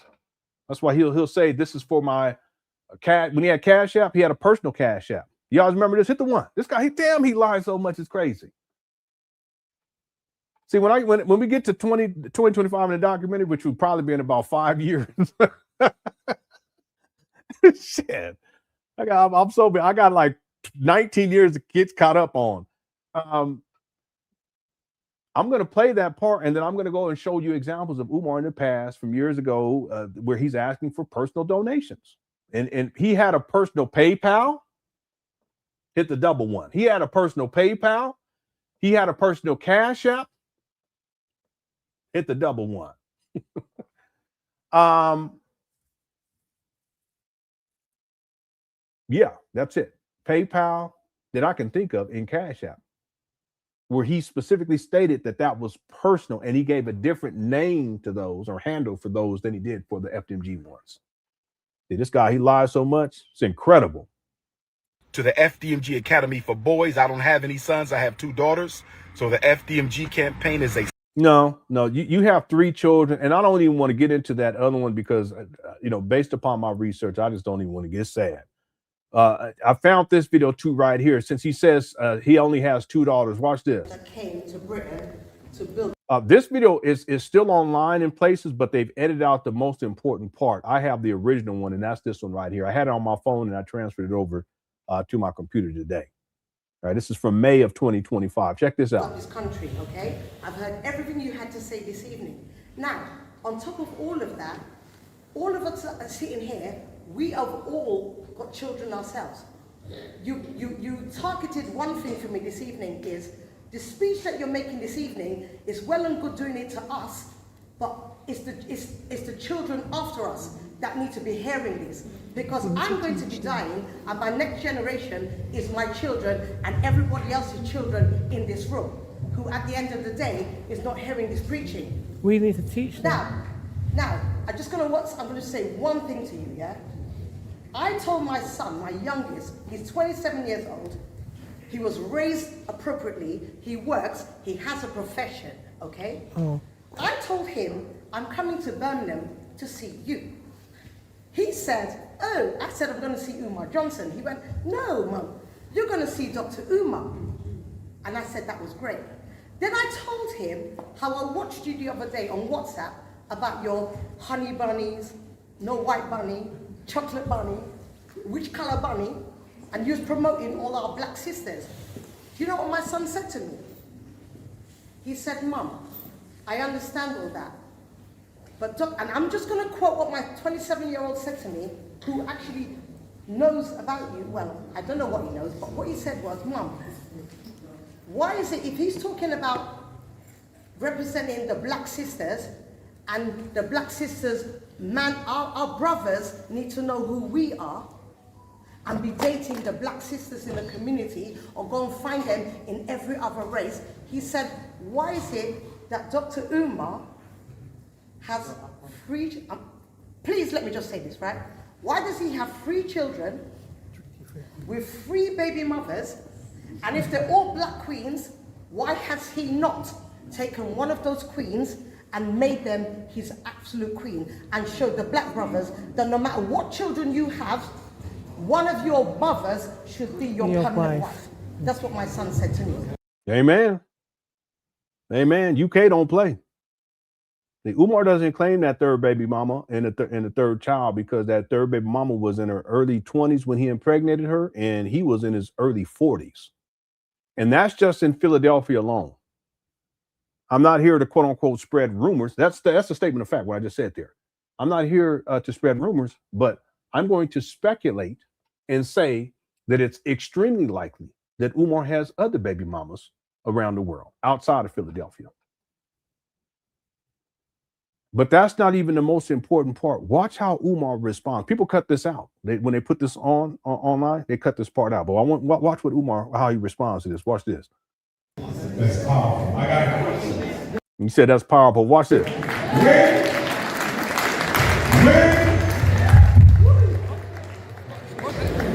When did I get a third baby mama and a third baby? When did I get a third baby mama and a third baby? See that right there? He sure was. See, he doesn't want that to be public. He doesn't want people to know that he got more than 2 baby mamas. And he especially doesn't want people to know about the baby mama that was in her early 20s when he impregnated her. He don't claim that child. It's deeper than that too, but I'm gonna leave that right there. But look how Umar responds to this. Just emotionally unstable. He doesn't like to be challenged, but he doesn't like to be challenged by black women. When did I get a third baby mama and a third baby? See that right there? He's unstable. See, a lot of people, they dismiss this. Okay, it looked like he got on some Nikes. I could be wrong, but he tells black people we shouldn't be spending on this, and he's not into materialism. Somebody correct me if I'm wrong. They look like some Nikes to me. Hey, now, Peter, Leonard, you got Nikes? I have some Nikes. I've had these Nikes. I kid you not. I've had these Nikes. It has to be close to a decade. I kid you not. They were my brothers. And this is when we were still living in California. My mama brought them up because my brother left them at her house and wouldn't pick them up. And she kept telling him, but he wouldn't do it. So she brought him up. She said, I said, where'd you get these from? She said, oh, these are brothers. You want them? I said, yeah, I'll take them. I think I still got them in the closet right now. I ain't worn them a long time because they're like, when you put them on, they don't feel right. It's like, you know, the shoes are supposed to move a little bit. Anyway, y'all talking about right. I think I still got him in the closet. But anyway, he and no, did he? He it looked like he got, someone correct me if I'm wrong, it looked like he got on some Nikes. But that's besides the point. Someone said he looked like Elvis. Yeah, this is the demon coming out of Umar. Well, let me play that one more time. Let's get back to it. Here we go. When did I get a third baby mom and a third baby? When did I get a third baby mom and a third baby? This guy, damn, he crazy. He's so crazy. Look at his leg. He got his legs stretched out like a toddler and shit. You know what the toddlers do when they got to take a shit?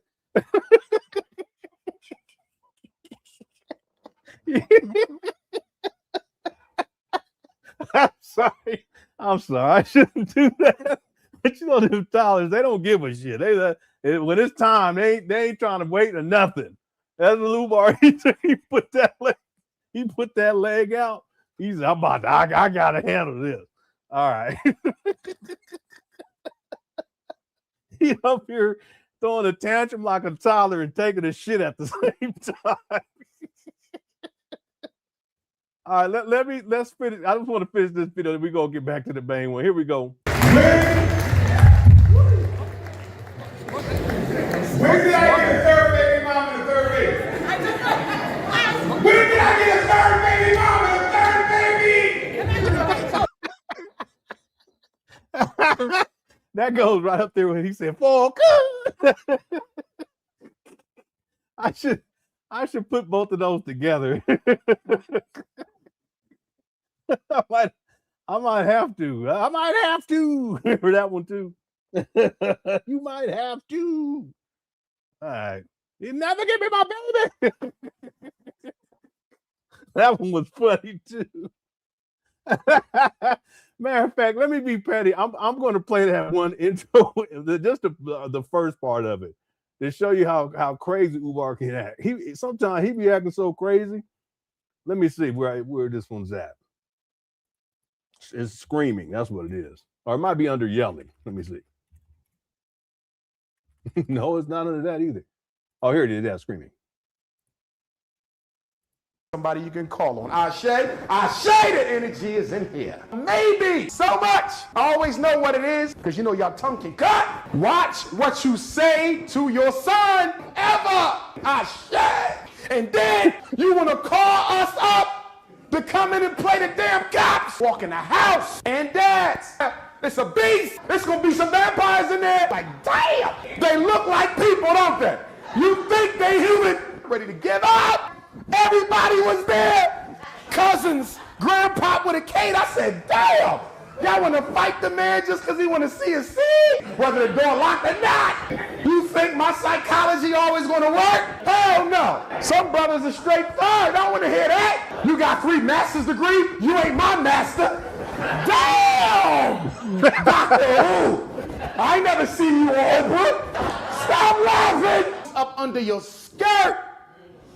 And never get that masculine structure, he might start wanting to wear one. He will fix himself. I'm healthy as a mother. He ain't gonna talk about that. I don't even want to shake her left.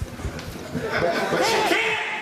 Because you'll get a restraining order. Guilty as hell. And if you think that she's not even cute, hey, why you playing with your meat, son? I can't do that. But I can't come out and tell her that. And she become the biggest buck wild at Morgan. Yeah, and a few other people. My God, there's nothing worse than going in front of a white man and say, can I see my daughter? And one time the judge looked at me and said, wait a minute, I know your face. I said, oh, shit. He was on YouTube. Judge knew who I was, but I was able to get out of it. Because he would have never gave me my baby. I know what I'm talking about. When I'm done, they don't want sex no more. Homo, hetero, nothing. Yeah, you know, it's interesting that he throws in the he says homo hetero there. That sounds like some room 130 behavior, to be honest with you. Y'all catch that? Every time I wanted a cookie, I saw a herpes. Damn! Damn! And fellas, I want to be clear now. When we go back to take over the community, because we're going to have to do it, gentlemen, you can't expect the cops to fix this, because they started it. But I want to be clear, and I know some of us love our children, but some of our children are so far gone that we're going to have to put some of them to sleep in order to take back the neighborhood. Some of y'all don't want to hear that because you don't live in reality. But I'm telling you, as a psychologist, I'm not going to be able to psychologize all of them on the corner. Some of them going to sleep for good! For good! When did I get a third baby mama? A third baby! Jay? All right, let me finish the rest of this. Here we go. Can I just say, I did say to my son, babies on me, look. No, but listen, Dr. Umar, I did say to my son, when you are in the media, people will find a way to discredit you. So please don't listen to everything that you hear. But sometimes there's no smoke without fire.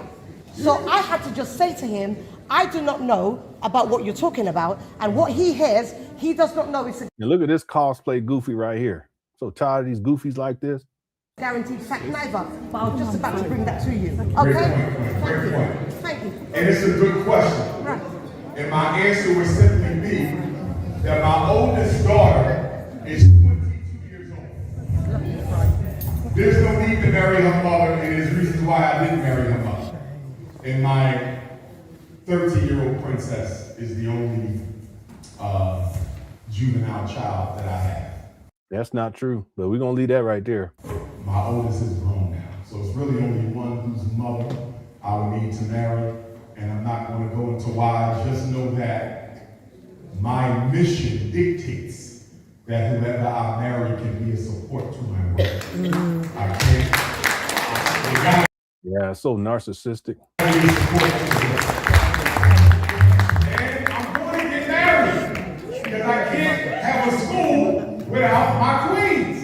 But I'm going to have 2 queens. This guy, he's a nut job. All this is performative too. Look at him. Great question, my sister. Who's my number 2? All right. Okay, let's get back to the main video, everybody. Shout out to the Cook Crush chat. Thank you, everybody, so much for being here. We're doing good on time, too. Real quick, SH Play says contradiction. Number 3, bank punishes customer for hack. Yeah, it doesn't work like that. Yeah, it doesn't work like that. And remember, SH Play, from what Umar stated in another video, he was talking about how his banking institution, that he might have to file suit against them because they were allegedly we're talking about rumors. They were allegedly in conspiring with the city of Wilmington so that the school buildings would be sold at auction. That's a story he spins later on, not in this video, but in another video. You see how all this comes together? Because he knew that munition was coming down, and he knew that these abandoned buildings, they were in jeopardy of being sold at sheriff auction. That's why he puts the two together at a certain point. The banking institution and the city of Wilmington, now they're conspiring, and somehow they froze his account so that he wouldn't have the money, I guess, to pay the amount of past due, $38,380 for FDMG past due bills. You see that? Now, Umar, he's something else, but it doesn't work out. You're right. That money's insured. Okay, thank you, SH Play. Jazz says, never got the appeal of him, real life Oswald Bates. If you listen to Umar carefully enough, you realize that he just runs his mouth. He's a talker. That's all he does. He doesn't do anything, really, except run his mouth. It's like I always ask Umar Johnson followers, and no, this is no disrespect to you, but if I ask you to give me 10 things, tangible things that Umar Johnson has done outside of running his mouth, you can't give me 10 things out of all these decades. You can't even give me a community event that Umar put together himself in all these decades. Now, he had his cult followers in that with Tiff the Griffin them and Sharon with the what was it, the Pan African, whatever the shit was. He threw some block parties, but he used black women to make them, but to put all that together. You guys can't give me 10 things, but he runs his mouth. And that's where that whole all walls based thing, they be talking and don't even, if you really think about it, he don't even make no sense. All right. Thanks, Jazz. Black Mario says the Raiders were still in Oakland when he first started this. Yeah, that was a long time ago. Shit. They in Las Vegas now. They probably be out of Las Vegas by the time he finished with all this foolishness. Yeah, no, real talk. I mean, it's, again, 16 years since he posted this on January 6, 2010. And he said the school's going to open September 11, 2013. A lot has taken place over the last 16 years. That's crazy. Absolutely crazy. And not one black child has been educated to date. Millions of dollars raised. At least 3 million by now. Thank you, Black Mario, for the super chat. I appreciate it. YouTube devices, Umar Johnson and Spongeaquan, Sharon Spit, Tiff watching. Oh, no. All right. How's it going, Lene? Lene says, if y'all only knew, I would have been arrested before he knew about his accounts, that his account was frozen. Yeah.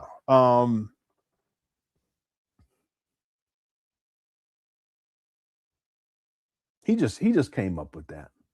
He just came up with that. See, remember, he has different issues that he's attempting to paint a narrative about. The first is that you come out and expose him as a deadbeat. And that opened up the floodgates. He ain't been right since. I mean, he wasn't right anymore. I'm talking about Umar and his ability to manage things. After that, he went down. He ain't been the same. So what he did was he attempted to use you exposing him and tying that to his financial troubles, tying that to his bank account, and then he ties me in because I interviewed you. At least I was the first one to interview you. And then he's trying to tie all this into this whole big, I don't know what you call this, like a whole big production that leads into these abandoned buildings potentially being sold at auction. And he needed money, at least $38,280.22 in order to pay to save these buildings, if you will. So what he did is he just makes it up. He says that you hacked his bank account, that I hacked his bank account somehow, and that that's why this is where he was going with this. But it just didn't work because people realized he was lying. He was trying to go. This was the route Umar was trying to take. That because we hacked his bank account, sounds ridiculous. We hacked his bank accounts. He didn't have access to the money that he needed in order to pay these past due bills. That's really where he was going with this. But the story that he tells about his bank accounts being frozen, anyone who has any critical thinking realizes that, or if you dealt with the bank for an extended period of time, you know that what he's saying is not true.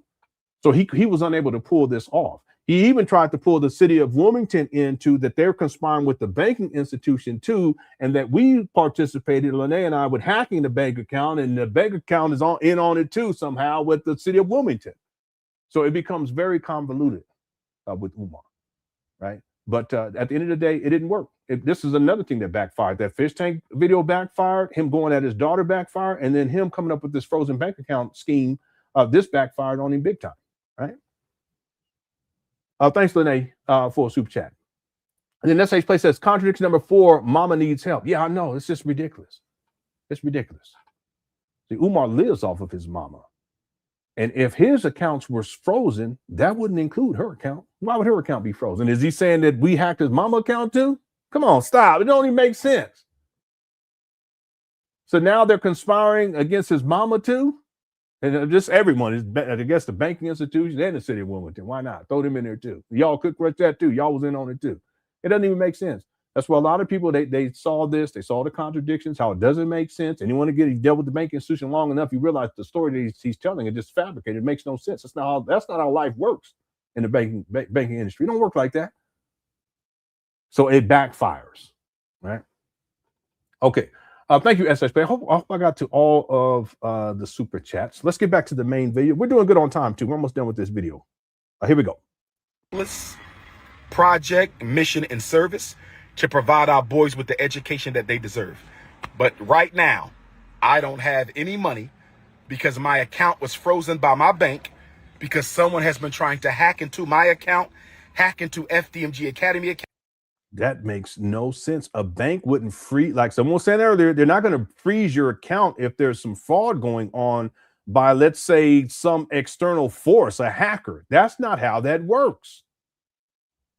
So the FDMG Academy account is frozen. My personal account is also frozen. That means we're going to lapse on our utility bills. There it is right there. Hit the one. There it is right there.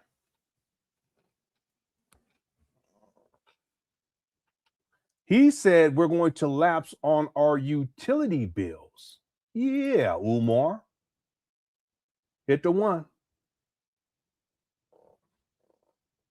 See, the munition is coming down. It's coming down the pike, as it were. Umar knew this. He knew that he had to get this shit taken care of. They even give a date by which he needs to have this handled. I think it's on this page, or maybe it's on this, but I can't remember. But they tell him you got to get this handled by a certain date. That's why Umar he comes up with this whole fake story about his bank accounts getting hacked. And yeah, this guy be lying so much. There it is. He says utilities. Well, if you look at this munition right here,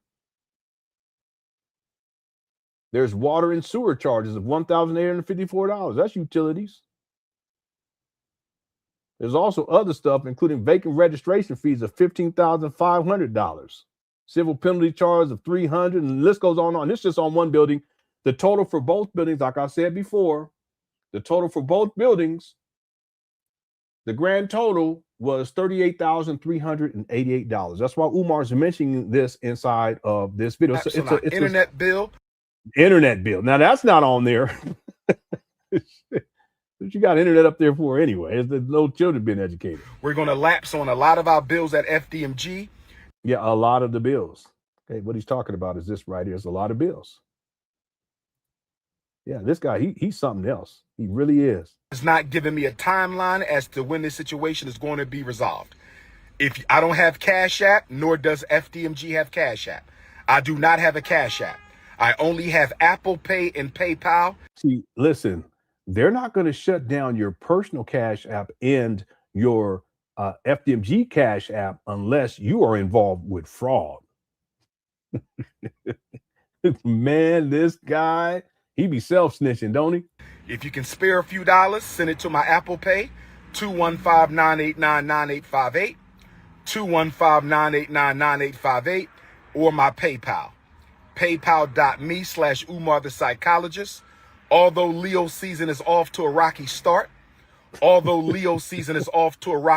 brothers and sisters, we will overcome.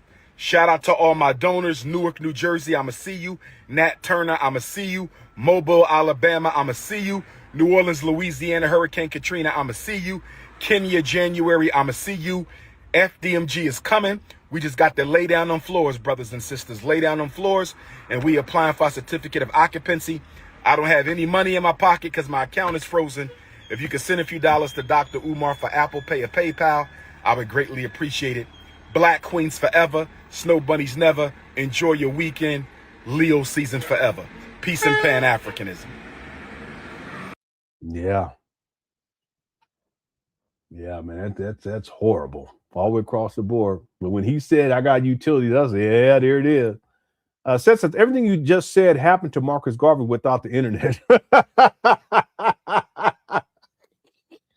I don't mean to laugh, but I was watching this video on Marcus Garvey as a documentary. In fact, the phrase that I've been using, it's got to be since 2019, the illusion of progress. That sourced from one of the documentaries that I saw dealing with Marcus Garvey, because they talked about that one of the things he would do would give the illusion of progress with the Starline ships, the Black Starline ships. And the thing is that the documentary was old. Like it was old. It looked like it was recorded on VHS, but someone had uploaded it, and it's not widescreen. Someone had uploaded it onto YouTube years ago. Anyway, That's why even in Umar, his school announcement video, he talks about how he's going to have FDMG spiritual stock certificates, right? Because, and he correlated that to, he made a correlation between that and Marcus Garvey, the Steamship Corporation, and stock certificates for that, which was an utter failure too, by the way. Anyway, yeah, it's amazing how you can see Umar. He wants to be Marcus Garvey. Everything he was doing in UNIA was to try to get in position himself in that organization to become the president general, which was a position that Marcus Garvey held. So at a much earlier age in Umar's life, he wanted to become the next Marcus Garvey, right? That's why he'll say stuff like a Garvey grenade, or he has these different sayings dealing with Marcus Garvey. But a lot of it has to do with his desire for ultimate power control. And at that time within the UNIA, these days it's about the world, because that's why he calls himself Black Christ, Jesus, and all this other stuff. Anyway, thanks Seth for the super chat. I appreciate it. I believe that the reason why Umar wants 2 wives is because Marcus Garvey, he had 2 wives. He had his first wife, and then it was, if memory serves me correctly, it was his secretary he was messing with, and then ends up marrying her. If memory serves me correctly, don't quote me on that. Something to that effect. But I think that that's where Umar gets this idea that he's going to have 2 wives. And I don't think that that's exclusively. I think exclusively it. I think it fortified in Umar that idea, right? Because he feels as if he's entitled to having that because Marcus Garvey had that. But I also think that him being raised in Islam as a Muslim, he wrote an article, and I talk about it in the documentary, that talks about polygamy in Islam. So I think that has had a huge impact on Umar. But the truth is, he's not interested in marrying anyone. He just wants, he wants pump and dump. He wants to have sex with these women all around the world and not make one commitment to not one of them. Has anyone ever heard Umar tell a story about being in a long-standing relationship with a woman? No. His nephew said he never even saw him back in the day with women. We'll leave it right there. Yeah, that's not rumor. That's not rumor. That's a statement of fact. That's what he said. And I believe it. Because Umar was a bookworm. He wasn't into women like that, and girls growing up. No. And now we got the room 130 shit. We're gonna leave it right there. Thank you, Seth. Miss Vertica says, yeah, Umar lost so many of his followers. Karma got him. Yeah, and he hasn't recovered from it either. I don't think he can. I really don't think he can. He can go on the Breakfast Club. He's supposed to be going. He said he was going to go on there again. Last time he said he was going to go on there. He didn't go on there. He can go on the Art of Dialogue. But I think that once you do enough damage, and then once you get on these platforms a number of times, and then people realize that you're lying about stuff, in particular about FDMG. That's why he don't even really bring FDMG up anymore when he gets on these platforms. They don't even ask him about it. I think a lot of it has to do with people waking up and they realize who he is and what he is. 2025, it was a huge a year for Umar being exposed. And it's not me. No. I helped facilitate it, but it's not me. Right? I've been talking about Umar for years. It's his daughter, it's Lene, it's Sister Mary Ann Laurent, it's his nephew. And then it's the stories that have come out about the room 130, and there was no couch in there. Let me stop. I'm so petty. I was gonna go right back into the story. We got 1,022 people here. Some of y'all wasn't here in the beginning. I was gonna go right back into it. Let me not do that. All right, thanks, Miss Vernica. Seth also says everything you just said. Oh yeah, okay, I got that one earlier. Thank you so much, Seth. Miranda says, hey, Lenny Cooker says, just enjoying the show, singing. It goes down in 130. It goes down in 130. Pause. Okay. Umar ain't said nothing about that, has he? He's been hiding. Coward. Umar's been hiding. 2025, it was a really bad year for Umar. And now we're into 2026. He don't even pop his head up anymore. All right. Thank you, Miranda, for the super chat. And thank you for being here. I appreciate it. Sasha, I was going to Sasha says, if they wouldn't have permed his hair when he was little Umar, school would be open by. What are you talking about? If they wouldn't have permed his hair when he was little Umar, school would have been open by now. That don't make no sense. It's the perm's fault. You got to blame somebody. Blame the perm. Now, I don't think they ever permed Umar's hair, because I see pictures when he was a baby, because his dad again was his mom was Christian. the grandmama was Jehovah's Witness. His daddy was Sunni Muslim. He switched though at some point, but Sunni Muslim. And then he had an uncle that was a 5%er. And then if you look at the early pictures of Umar, he ain't got no perm. You probably got one now, though. Let me stop. Okay. Thank you, Sasha Love, for the super chat. Yeah, I don't know. I was trying to figure. I think she's just trying to make. We got to come up with an excuse. Umar always has an excuse. In this case, it's his perm. All right. Thank you, Sasha. And Simply Complicated says, send a few dollars so he can get that gin and juice for the ancestors. Yeah, and that's what I'm saying. Umar's story, clearly it's a lie, but he doesn't realize by concocting this story, it makes him look bad, not just because he's lying, but because if it were true, it illustrates that he doesn't know how to manage money properly, which is consistent with what Lenon talked about, which is consistent with the video when he went shopping, to get supplies. So we have someone who's raised, even at that point, July 25th of 2025, it could be reasonably argued that Umar had raised in and around $3 million by that time. But he don't have access to any money. You see what I'm saying?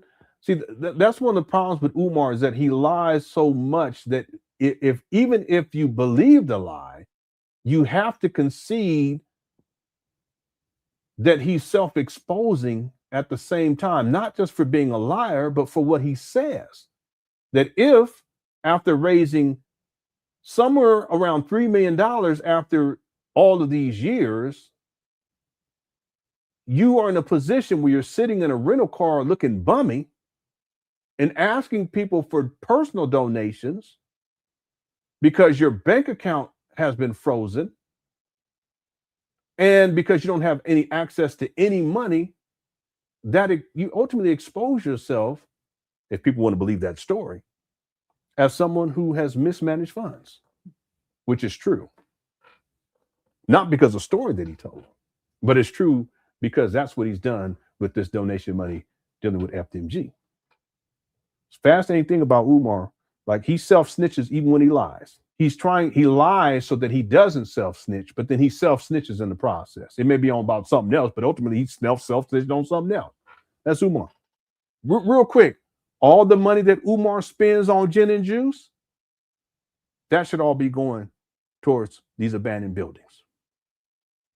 All the money Umar spends on these rental cars is a good point. This money should be going towards opening up this school. All the money Umar spends on dashikis, on Nikes, on eating out, the Uber Eats and the Grubhub and getting the Uber rides all over the place and flights and first class flights back in the day, all that money should be going towards FDMG. But even still, if not all of it going to FDMG, some of it should be set aside. So Umar, you will have some money if something like this really happened. Because at the age of 50 and you're online telling people that you don't have access to any cash and you're begging them to send you money after you've raised millions of dollars, it proves that you've mismanaged money.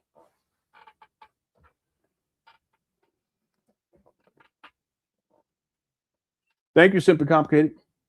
U225 says, did you get my last supper, Leno? What are you talking about? Your last super. I said, what do you think you Jesus? I said, you Jesus now? What in the world? Umar Johnson and Sponge. Yeah, I got this with Sharon. Yeah, I didn't want to read that one because it's a little ditty on that one. Just a little too ditty for me, okay? All right. And then there was another one from Black Wolf gifted a membership. Thanks so much, Black Wolf. Shout out to Black Wolf. Okay, let's start winding this down. We're doing good on time. Let me check this poll. I should probably close it out now. We got 1,153 votes. Did Umar Johnson lie about the frozen bank accounts? 93% said yes, 7% said no. I remember when we initially covered this video, the figures were a lot closer to each other, but at this point we realize what it is. Okay, Umar, he's a con man. Okay, I think we're done with this video. Did we finish it? Hold on one second. Let me see. I'm gonna see you, FDMG never. Enjoy your weekend. Yeah, we Leo finished season forever. Peace. Okay. Yeah, let me go ahead and close this poll out. I'll close it out now so it's archived in the chat room. Thanks everyone who voted on that. We're at 468 likes. Our goal is 500. Okay, so if anyone, if you haven't hit that like 469, anyone, if you haven't hit that like button and you enjoyed the show, if you can hit it, excuse me, before we get up out of here, I would really appreciate it. Okay. Afropunk says, Leonard, if you don't stop gatekeeping and play user 225's Cookie Crush chats videos, you can put free key. What are you talking about? Gatekeeping and play user 225's Cookie Crush chats video? I don't know. Are you talking about one of his performances? Because I don't think he has a Cookie Crush chat video. What video are you talking about? What in the world? Okay, thank you, Afro Chick. If you're talking about his performance, I can play some of it right now. Jazz says, and thank you for being a member for 2 months. Jazz says, shouldn't the IRS be after him? Yeah, absolutely. All they would have to do is subpoena his bank accounts and then look at where the. Let me explain something to y'all before we get up out of here too. I want to play this other video I mentioned earlier. It's one of the classic. It's about 4 minutes long. Where Umar he's chastising his donors for the amount of money that they sent him. I want to play that before we get up out of here. But let me say this real quick. The amount of money that Umar reported to the IRS, I will propose is much less than the amount of money that he's actually raised for those years, 2020, 2021, 2022, 2023, and 2024. Knowing Umar and researching Umar for all these years and understanding him as a con man and a scam artist, he wouldn't report the total amounts of money that he raised for 2020, 2021, 2022, 2023, or in 2024. He wouldn't do that, especially the cash. Understand that what he reports to the IRS in 2020, 2021, 2022, 2023, 2024 does not include all of the money that he raised in 2014, 15, 16, 17, and 18. Furthermore, there are people who said that they were donating to Umar for different FDMG related things going all the way back to 2006, 2007, 2008. I start with 2009, but we can say 2010 because that's the post where he says, and this post is now 16 years old. Umar states that the school is going to open September 11, 2013. Land was donated to Umar in 2012. FDMG, he doesn't report, none of that's been reported to the IRS. The value of that land hasn't been reported to the IRS. The money that he raised in 2013, 14, 15, 16, 17, 18, in 18 hasn't been reported to the IRS. So the figures that I've shown based upon his IRS filings and the purchase price, which initially I said 400,000, but Umar says it's 700,000. We can go with that because now you can add an extra 300,000 to it.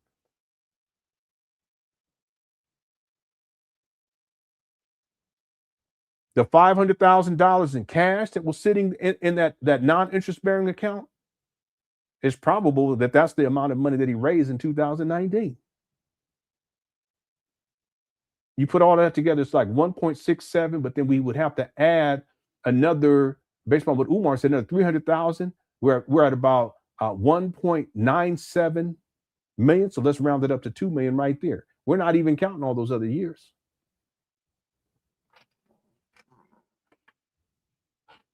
So yeah, should the IRS be after his ass? Absolutely. All they would have to do is subpoena his bank records, subpoena the GoFundMe. That was 400,000 right there. We're not counting that 400,000.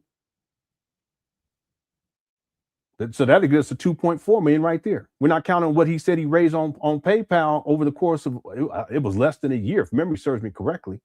He said, what did he say? I can't remember what he said. I can pull up the video. This guy got to be he got to be around $3 million by now. How much of that was reported to the IRS?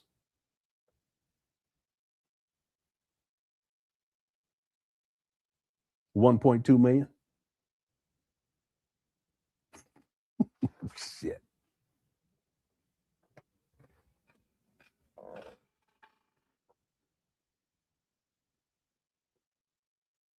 $1.2 million. That's what was reported to the IRS out of all of these years. On GoFundMe alone, he raised 400,000. He ain't even reporting that money. That's way back in the day. He's reporting from when he gets tax exempt status, 2020. So yeah, IRS should be on him, and all they would have to do is subpoena bank records. They should subpoena his mama's bank records too, and any other accounts that he's funneled money into over these decades. At this point, they subpoena his PayPal, they subpoena his personal PayPal and his FDMG PayPals, because he's had two of those. The first one got shut down back in the day because of fraud. His GoFundMe, his Plum Fund,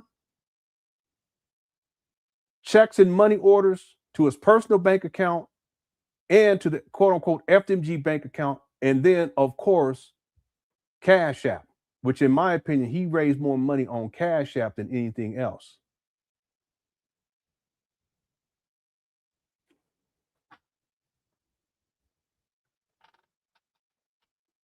Thanks, Jazz. Yeah, I said it. PayPal. PayPal. I want y'all to think about that. I've quoted the what you can prove, what I can prove without a shadow of a doubt. This ain't gossip. This ain't rumor. Is $1.67 million. But that's if we take $400,000 as the purchase price. Umar said it's close to $700,000. Okay, let's add $300,000 to that then. Okay, that's fine by me. $1.97 million. Let's just round it up to $2 million. That's just for 2019, 20, and 2020 is when he actually filed with the IRS. But we're going to go 2019, 20, 21, 22, 23, and 24. 6 years. If we go back to the St. Paul school scam, it's been about 12 years. So we're only counting about half of the amount of money that Umar's raised since 2014. We're not going all the way back to 2010. Y'all got that right? 2020, 6 and 6. Yeah. Yeah. So that's what I'm saying. Easily $3 million by now. It could be closer to $4 million. Okay, I'm going on and on. Anyway. Let's see here. Drifting says, where are the pictures, testimonies of the kids he's helped? He needs to be seriously challenged to show that he isn't what he says he is. There are, I've done the research. I've scoured the internet for any information that I could find in Umar. As an example, Drifting, Forza. I have yet to find an online record of Umar being a school psychologist. For instance, anyone, if you have kids there in school, public school, I would also think if it was private school, or even if it was a charter, whatever, that if you looked up your school psychologist at your child's school, a name will pop up, their credentials, and probably a little bit of a bio, right? You can't find that with Umar. I've looked. If people have the information, please send it to me. I'll include it inside of this documentary. I still give him the benefit of the doubt. I do know that he worked as school psychologist in the Philadelphia School District for roughly 5 years, a little bit more than 5 years. But you can't find online records of Umar working anywhere at a school, and that would be public record. Just like if you wanted to find a teacher, one of your children's teachers, you can go do that right now. The principal, you can go do that. The school psychologist, you can do that too, but not Umar. He's like a phantom. So when we talk about Umar, when he says that he saved these, he exaggerates shit, millions of black boys, where are the testimonials of this?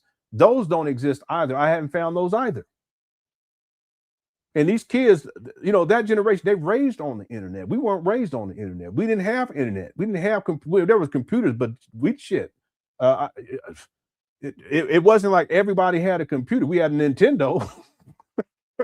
The good old days back then. Mike Tyson Punch Out, But the generation that Umar would have been working with, they would have been dealing with computers extensively and smartphones at a certain point. And the nature of that generation and social media is they will put anything on social media. Kids nowadays. Well, when y'all think that there'll be some testimonials talking about how Umar did this for me and blah, I haven't found them. And even if there were a handful of them, it doesn't correlate to Umar where he says that he's saved millions of black kids from the school to prison pipeline. Meanwhile, he calling the police on the ones up there at the FDMG. Anyway, it doesn't exist because Umar, it's a fallacy that it's an illusion in a persona that Umar Johnson has created online that he's saving all these black boys. He's not. He don't know how to deal with children.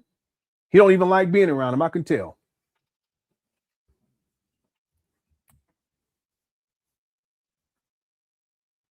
I can tell. Thank you for the super chat. Han says would be 2026 the year of reckoning for I think 2025 was the year already. We'll see what happens in 2026. See, that's why Umar, he's not online. He's not. And my plan is to cover the 2025 review, and then I'm just going to focus on the documentary to plug to plug away at it, so I get some more of these chapters done, so I get closer to completing this project. All right, but the fact that Umar went into hiding the way that he has, see, and it doesn't help Umar because he's not going to be able to bring in money for the FDMG school scam as long as he's hiding. So it's a catch-22, right? He's afraid of what's taking place in 2025. He fears more women coming out, men coming out to speak about him, Room 130. You know, he fears all of that. Being exposed further, you know, by other baby mamas, maybe, or other children that he have out there. Speculation. So he's gone silent. So it's a catch-22 because on one hand, Umar won't feel the pressure. That's what I call it's pressure. That's what I do. I just no Diddy, but that's what I do. I know how to apply pressure. So he stays offline, but then I work on a documentary while he does that. Because when that drops, shit.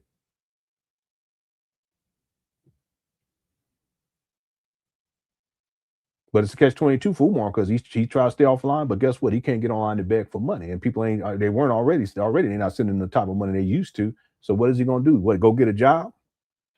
So I think 2025 is a year of reckoning for Umar, but just because we go into 2026 doesn't mean that the reckoning is over. I just know that 2025, what happened there is extremely unique. And it's not just him getting exposed, it's the amount of people that criticize Umar in 2025 far more than in any other year that I've seen. Thanks, Hans. SH Play says, IRS takes its time with scammers' trust. Yeah, they sure do. They sure do. They did with Dempsey. Yeah, they sure did. They took their time with Dempsey Spears. Right? The feds don't play, IRS don't play. And one way or the other, Umar's going to have to answer. And again, all it takes is for the books to be subpoenaed. And if the books are ever open, and it has to be not just FDMG, but also his personal accounts, because I believe that Umar, see, I said I believe that Umar's funneled a lot of that money into his personal accounts and has spent that money and then funneled that money into other accounts, probably over in Africa somewhere. Okay. Because he's a scammer. That's what scammers do. All right. Thanks, SH Play. Black Wolf says, some people asking, has Umar paid anything new on his back taxes? How much he still owe in back tax? Good chat on feed. Okay. So I want to put this issue to rest here because there are people who are still reporting that Umar owes back taxes dealing specifically with the abandoned buildings in Wilmington, Delaware. Okay. Let me make this clear. Umar has tax liens, personal tax liens that have not been paid. I have the paperwork right here too, by the way. Shit. He actually probably has more now because I did this research probably about, I can tell you when I did it. Yeah, he was 44. So this was yeah, roughly 6 years ago. Yeah, probably a little over 6 years ago. So he has personal tax liens, federal tax liens. One of those for $41,641. And this is from 2016. See, this correlates to when Umar was collecting money for FDMG, but he didn't have tax. Well, he had tax exempt status in 2015, 16, and 2017. But he wasn't filing proper paperwork with the IRS. So on record, he's reporting to the IRS, collecting all this money with thinking that he wasn't going to have to pay taxes on collecting all this money and not filing with the IRS proper paperwork. So they revoked his tax exempt status. So all of that money that he's collected is personal income. That's why he did whatever the fuck he wanted to do with it back then. Okay, he's still collecting it under he's telling people. See, this is the thing. Umar, and I'm gonna get back to this. It's fascinating. He tells people that he's collecting this money for FDMG, which is a nonprofit starting in 2015. But he's not reporting to the IRS in order to maintain that nonprofit status how much money he's bringing in. So when they revoke his nonprofit status in 2017, there's no record, and no one can find any record of Umar actually claiming this money, if you will, with the IRS under the banner of tax exempt status as nonprofit. So that money is what? It's considered to be personal income. And that's why he starts racking up these tax liens. How do you get a $46,000 tax lien in 2016? He's not working a job. IRS can just look into that shit right there. Come on. How do you rack up a federal tax lien in the amount of $41,641 in 2016 with no job? See, if it was under the nonprofit, it wouldn't be subject to taxation. And that's just the taxes that were due. That's not how much money he raised that year or that year prior, 2015. You guys see what I'm saying? I'm telling my research. I would think that Umar probably raised somewhere for this to be 41,000. I would estimate that he probably raised somewhere around $130,000, maybe $140,000 in 2015, which is consistent with what he was saying. He told people that he was raising $150,000 a month. He actually said that one time, way back then. In 2 years, he said he had raised $500,000, if memory serves me correctly.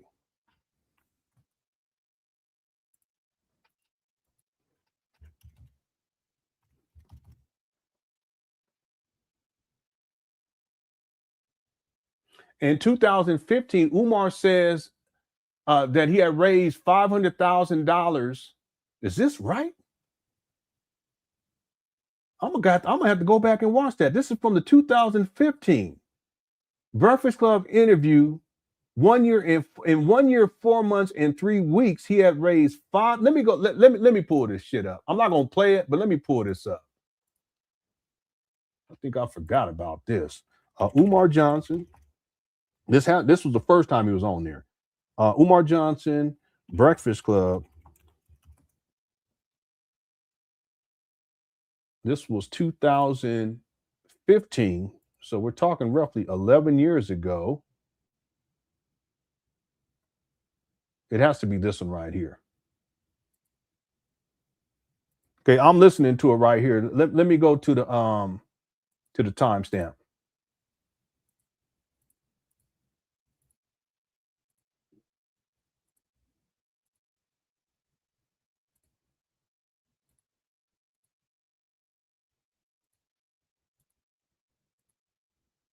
I'm fine. Hold on a second. Yeah, they all look younger back then. It's 2015. Yeah, this is from August 31st, 2015. Hold on one second. He on here and said he a heterosexual man.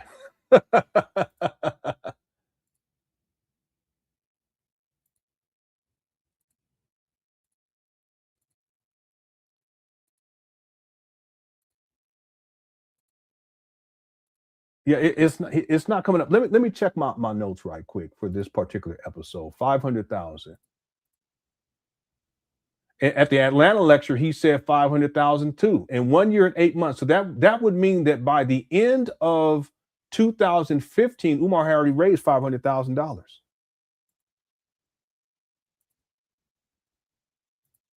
Yeah, let me look up this. Is this it right here? Yeah, he was in Atlanta, Georgia, where he said that. I can pull it up and play for you guys. One time he said 500,000 in a year. This was in 2015. Here, let me just play this one for you guys.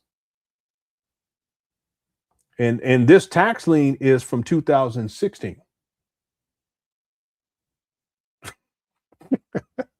I didn't even realize it until I'm looking at it right now. It's fascinating stuff. It really is. Hold on, let me pull this up right quick. This is from December 28, 2015. And someone remind me to go back because I can pull up the notes for that Breakfast Club interview. In fact, let me write that down. I'm gonna look that up specifically to see what he says. That interview. Oh, I already took it off of here. Oh no, here it is. This is from 2015, August 31st. All right, let me go back over here, and we're looking for the Atlanta video from December 28, 2015. December 28th, 2000. That's not coming up. So is this it? It's not coming up for some reason. That's okay. I know I have it. I'll download it right quick.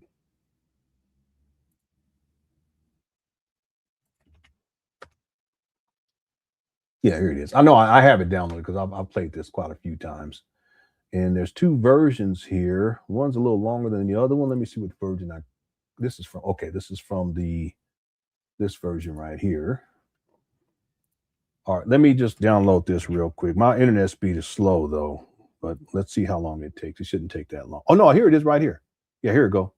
Because I see the picture. You don't have to download it again. All right, let me pull this up. All right, and I'll skip through. Psychologists. ICE people had no system of family because they didn't know whether they would live another day. This is a bunch of bullshit right here. We're so stupid with this ICE people, Sun people shit. Just stupid. Okay, we're going to go to the 1 hour, 26 minute and 30 second mark. 1 hour, 26 minutes. 26. I think that's what's his name too. Ain't that the one guy right there? Yeah. 1 hour, 26 minutes and 30. I was talking about that about a month ago. I said, yeah, I have a video where he was in it. And this is the one right here. 26 minutes and 30 seconds. Okay, check this out. Watch what Umar said right here. Verse of 1831 or 1832. Your son will relive that trail, relive that experience. It's very important. Some of the homes where the war took place still stand. A donation to GoFundMe.com. Please make that donation. Make that donation, brothers and sisters. Get us that school. $500,000 in a year. I'm thankful. I'm humbled. I'm proud that y'all gave me that.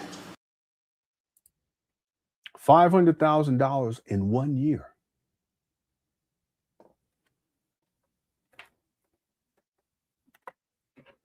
He says this at the end of December of 2015. 500,000 in 1 year. Now, he says this at the end of 2015, and in 2016, he gets a federal tax lien in the amount of $41,641. He doesn't have a job. So this tax lien, it has to be associated with the donation money that Umar raised. And I guess speaking fees. The point is that if Umar raises, based upon his own words, he raised $500,000 in 1 year. How much y'all think he raised since 2014? Come on.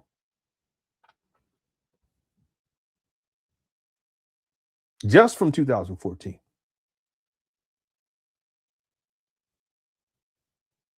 If we just want to start in 2014, what we're talking about is raising money now for 11 years and roughly 8 months. 11 years and 8 months, and he raises $500,000 in 1 year. Okay, well, how much y'all think he raised in 11 years and 8 months? Now, before we move on, I got my notes pulled up here from the Breakfast Club interview. If I go to the 29-minute mark, let me see what he say.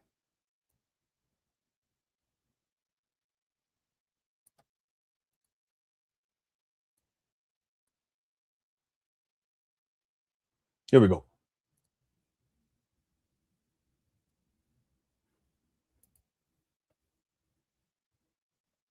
Okay, so he's talking about the St. Paul's College and how he wants to purchase it.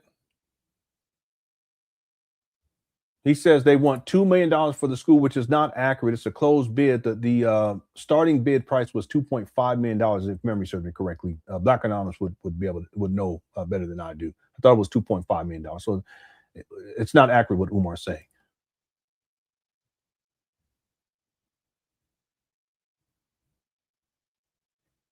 Yeah, he says he raised a half a million dollars.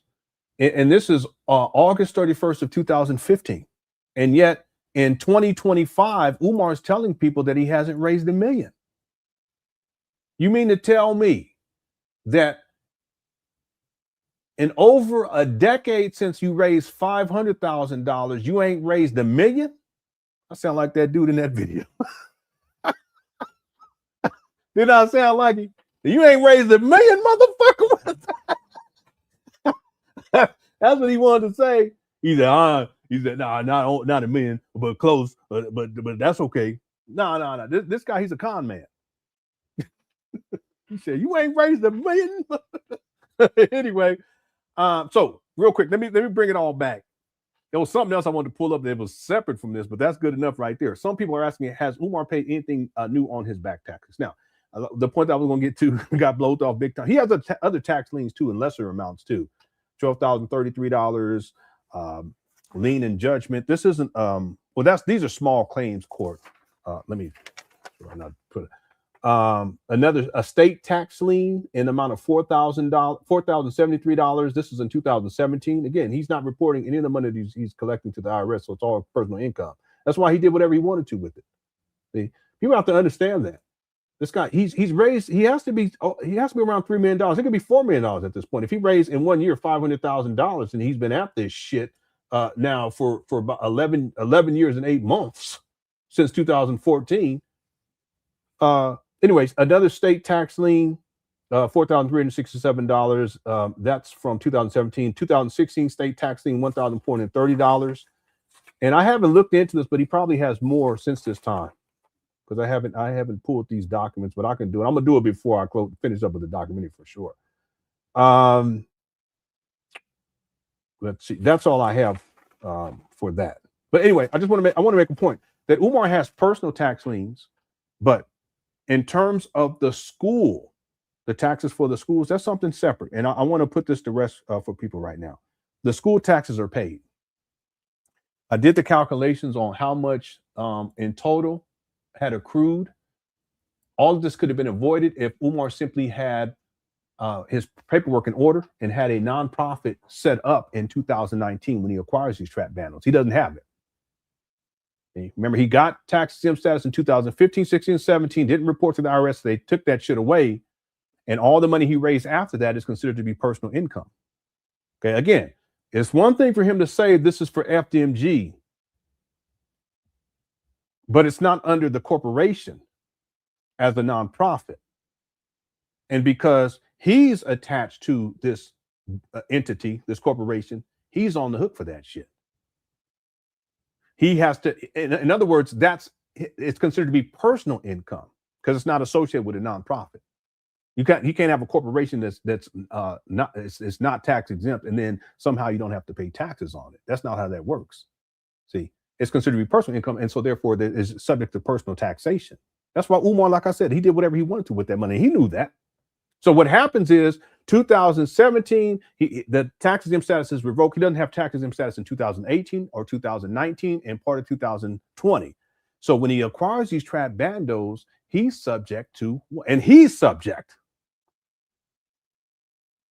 taxation on these properties. That's why taxes started to accrue. And he comes up with this whole big story about how it was the white lawyer's fault because he always blames other people. No, he should have had his paperwork in order before he purchased trap bandos. And so if you go back and you can find all these documents online because we covered them back in 2019. We were tracking them too. Some of you guys were around back then, 2019, 2020. The taxes were accruing and penalties and all this stuff. And there's two specific taxes there, and there's two parcels. So, but within each parcel, there's two specific taxes. One is it's associated with the city of Wilmington, and the other one is associated with it's called a school tax. Not that he has a school, but that's what those buildings used to be, and it's zone light industrial. Okay? Anyway, the point is that in 2019, he didn't pay on any of the taxes because he didn't have any money left. In 2020, when the tax bill comes out, he doesn't pay on any of the taxes. Why? Because he didn't have any money left. The taxes in total came out with all fees and everything, because I already did the crunch the numbers, $172,931.86. That's you donors' money. That's money that's wasted simply because Umar didn't file proper paperwork with the IRS. What could he have done with that $172,931.86? It's just wasted money. Poof, goes back to the white man, as Umar would say. Y'all really think this guy's serious about opening up a school? You would never allow some shit like this to take place.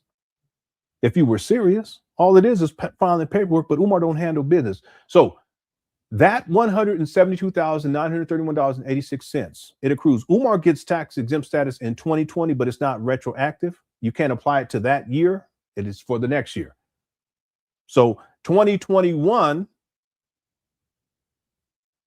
it applies to that year. Does that make sense? So Umar, he paid these taxes off. See, another thing too is if you guys look at this, in 2020, when Umar gets tax exempt status, he files paperwork with the IRS he starts to. The next year, he files the IRS on how much money he collected in 2020. I can show you those documents. The next year he files because he recognized that if he already did it the way he did it last time, he lost tax exempt status, but this time he's maintained it because he filed. Now, 1 year he didn't file and he files the next year because if you don't file for 3 successive years, you get it revoked. He knows that. He didn't file 1 year. He reported 0. The next year he files, but then he backlogs on the paperwork for the previous year. And then the next year he files 0, but then the next year, if memory serves me correct, the next year he'll file, but then he'll backlog for the previous year. I can pull that up because I talk about that in the financial aspect of this. So the point is, that's why you guys can do the research. You're only going to find paperwork dealing with Umar filing with IRS to maintain tax exempt status for the years of 2020, 2021, 2022, 2023, and 2024. At some point, 2025 will become public record, and we'll look into that.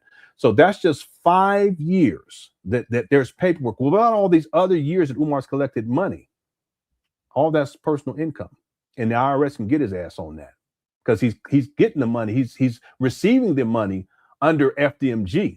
But it's not a tax exempt organization. Furthermore, it's not even registered as a school in Wilmington. So even if you start with 2019, the point that I'm making is that when we look at Umar, it's likely that he still owes personal tax, right? Some of that associated with back in the day.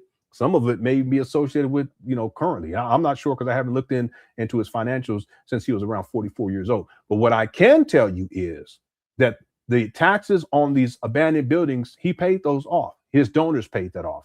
The sad part is that $172,931.86 is wasted money. If Umar simply had his paperwork in order and had a nonprofit status, none of that would have accrued. And since that time, starting in 2021, 2022, 2023, 2024, and 2025, Umar, if you guys look up these abandoned buildings, there's no taxes that accrue. Why? Because he had tax exempt status during those years.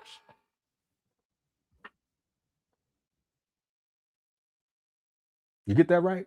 Yeah, 2019, 2020, taxes accrue an amount of $172,931.86. Umar doesn't pay on it. He got all these fees.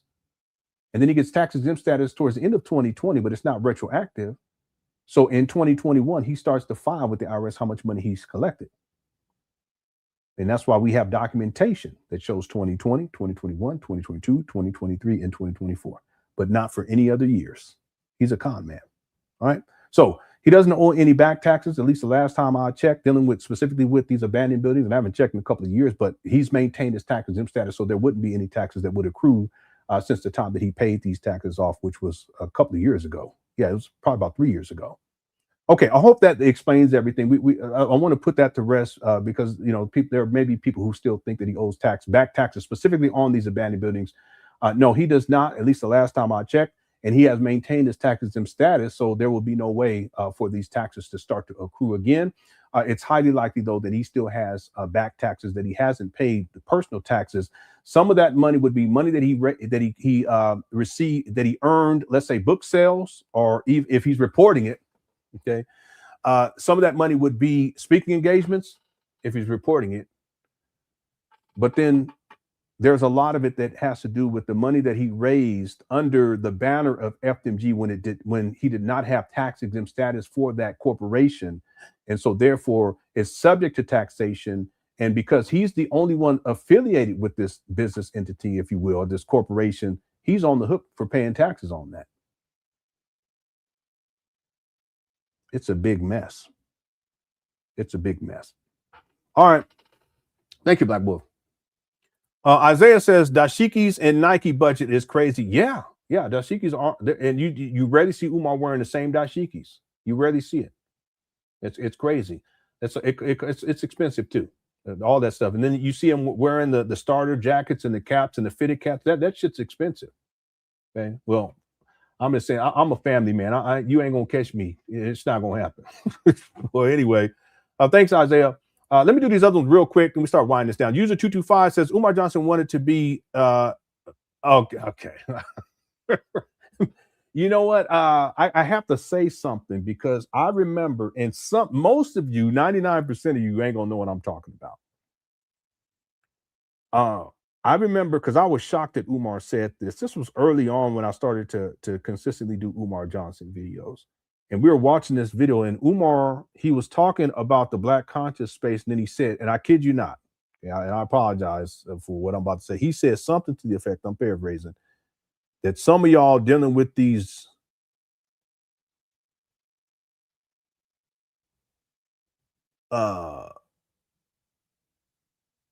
dingling queens.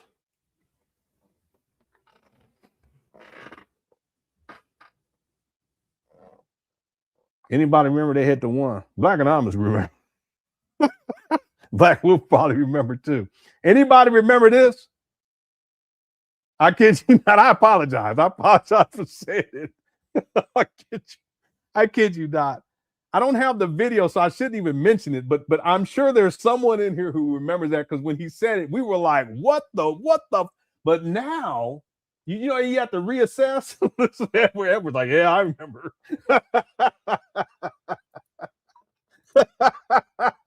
That's information, man. Shut up. He said, "Yeah, I remember that shit." But that's the first thing I said. I said, what is a ding-a-lang queen?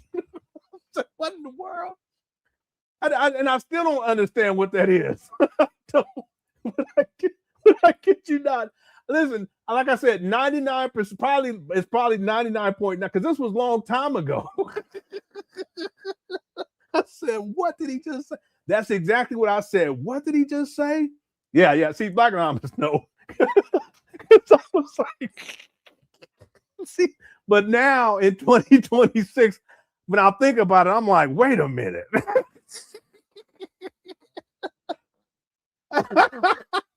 Listen, very few people were around back then. Okay, I kid you. I'm not making it up, and I don't have the receipt.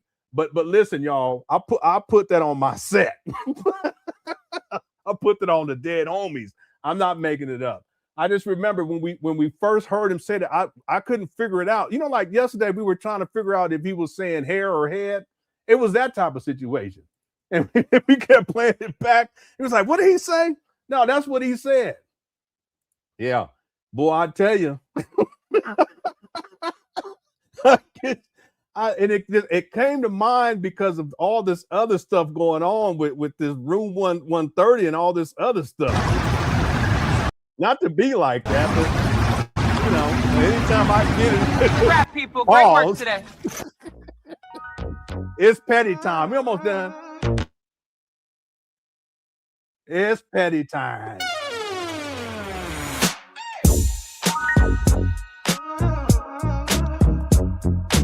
Let's go.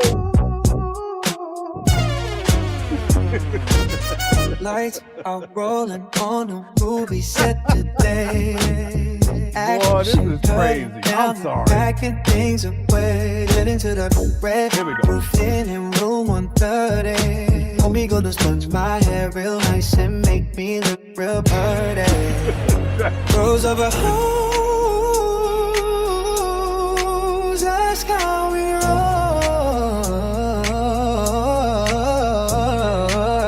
Turning down the heat, you know where we meet. At the red roof in room 130. My guy gonna do my hair and make me look real pretty. Ain't no couch where he can sleep, but the bed real sturdy. So come and stay the night in room 130. Drink so big they barely fit the silver screen. Director yells, heard as we end another scene. Red roof nights, when me and the homie B sponge my hair all night. Probably won't get no sleep. Rose over hoes, that's how we roll. Turning down the heat, you know where we meet. At the red roof in room 130. My guy gonna do my hair and make me look real pretty. Ain't no couch where he can sleep, but the bed real sturdy. So come and stay the night in room 130.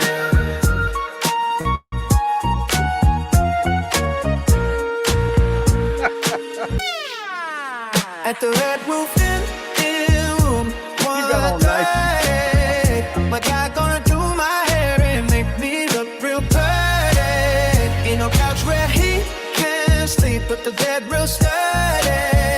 So come and stay the night in room 130.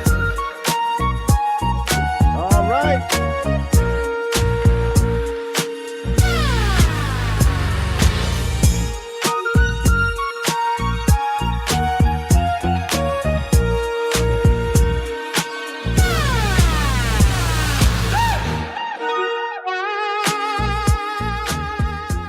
Shout out to Kogo again. Fantastic work there. I appreciate it. Okay, we need to wind this down, but I want to, just so that we can stay within the timeline, we covered the video where Umar he tells the lie about the frozen bank accounts and all that stuff. He does another video on August 4th of 2025. I'm gonna play that one just so that we can close out this segment, so that the next segment we'll get into Sister Mary Ann Laurent and her story dealing with Umar. But before I do that, I'm going to go back in time and play something from 2015. Okay, this is April 24th of 2015. I want people to hear what Umar says. So far, we $50,000. I'm gracious, but I'm not content. Okay, now watch this.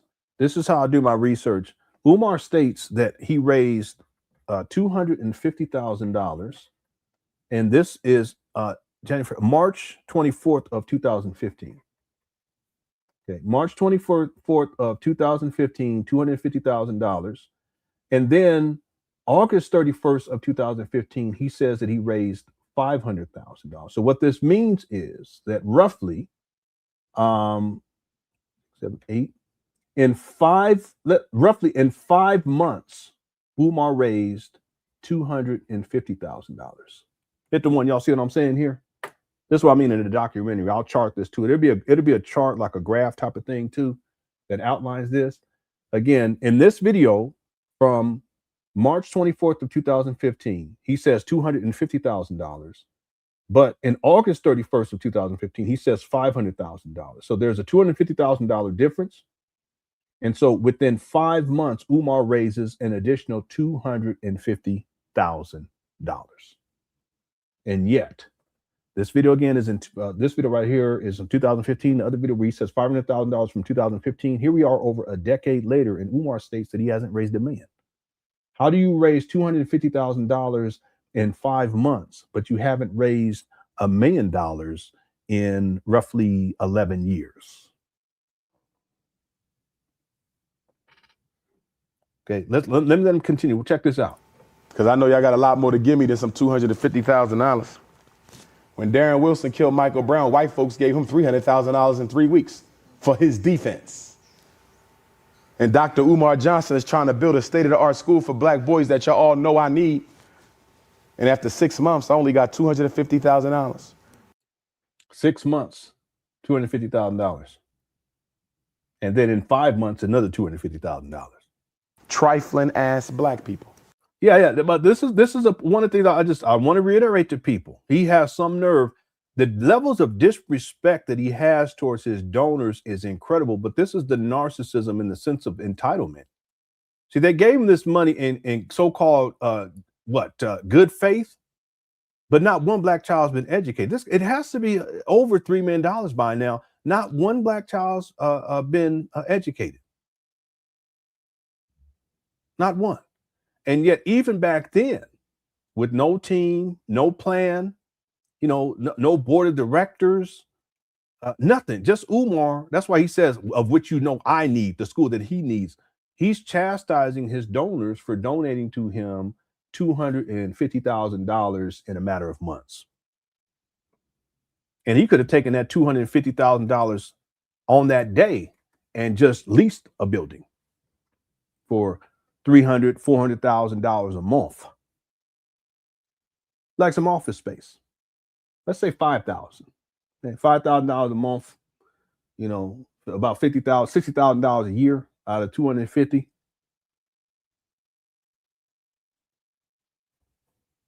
But the truth is, he had 500,000, but by August of 31st, you got $500,000 at the end towards the end of 2015. You should have been able to start some shit back then, homeboy. You see how ridiculous this is? If you start raising money in 2014, April or May of 2014, and then by August of the end of August, let's say September of 2015. May, June, July, August, September, October, November. No, excuse me. May, June, July. Well, he says May and April. Let's give him the benefit of the doubt. May, June, July, August. If in 4 months, 1 year and 4 months, Umar raises $500,000, why didn't he just start some shit back then? Start something with $500,000.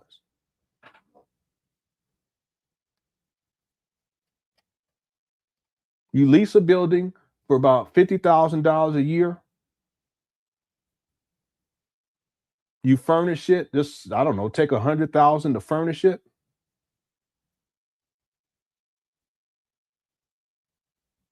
Get you 2 teachers, pay them, I don't know, $45,000 a year. I don't know, something. Shit, I don't know.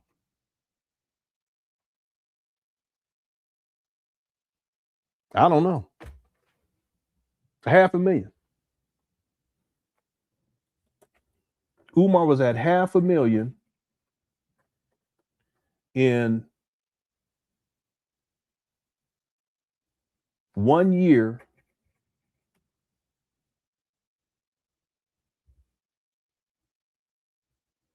and 4 months.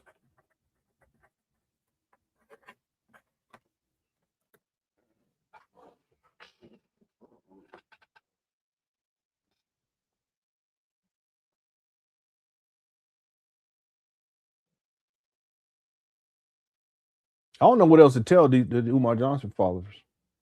$500,000 in 1 year and 4 months.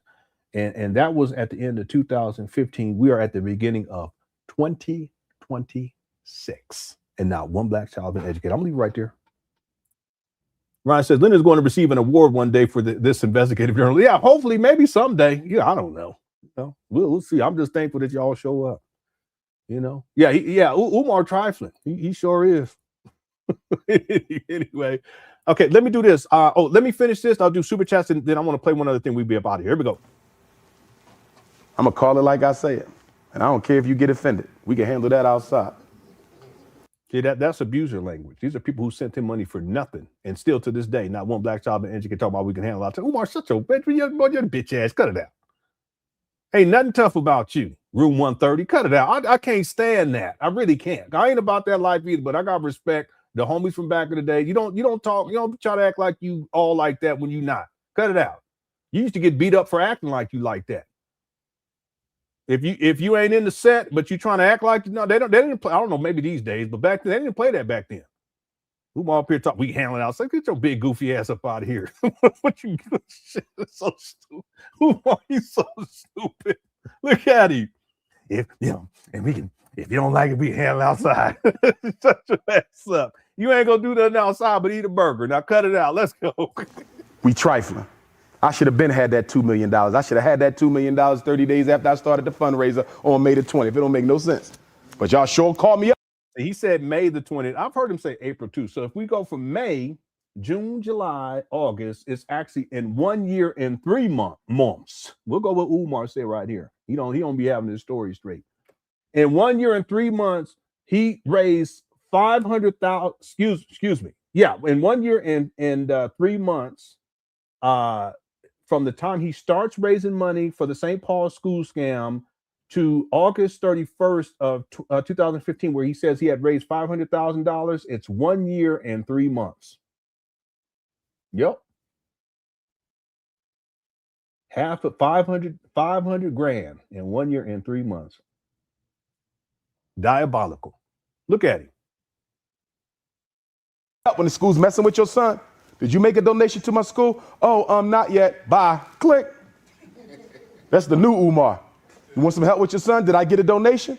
No, I want to hear that. Mail the donation, then you call me back, and then I'll help you with your son. But you're not going to use me to fight white folks when your son shouldn't even have to put up with them in the first place. We trying to buy the St. Paul's College in Lawrenceville, Virginia. Still available. I was in communication with the president about 3 days ago. He told me the school's still an option. He lying. But now they're trying to sell the school into pieces. Now they're trying to sell the student center. If they sell that student center, I don't even want the rest of the school no more, because the student center is the best thing on the campus. Day before yesterday, I was in Port Gibson, Mississippi. The NAACP invited me down there because they have a school for sale, Chamberlain Hunt White Military Academy. Nice school, too. It's not as big as St. Paul's, but it'll work. So I'm just hoping y'all help me raise this $2 million before somebody buy them schools. That's what I'm hoping. Okay?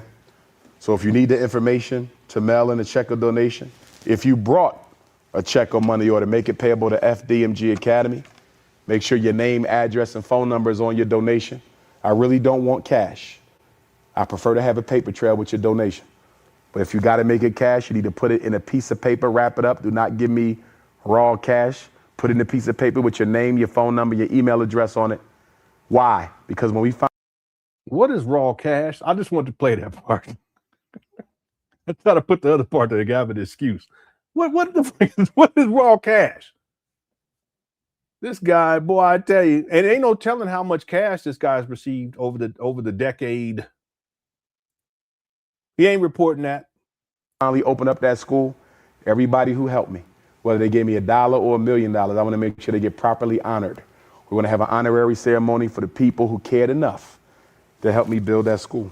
This guy is... I need everybody in here to come up with a dollar amount that you can afford to mail every month, and you mail it.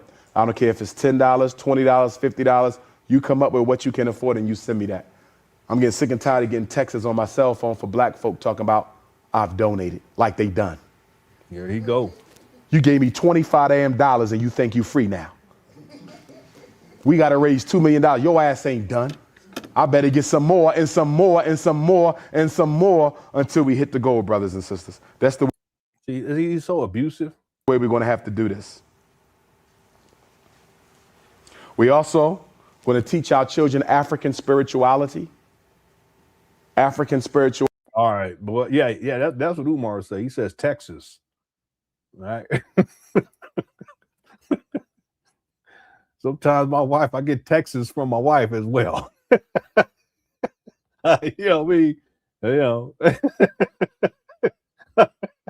My kids, sometimes I get Texas from my kid.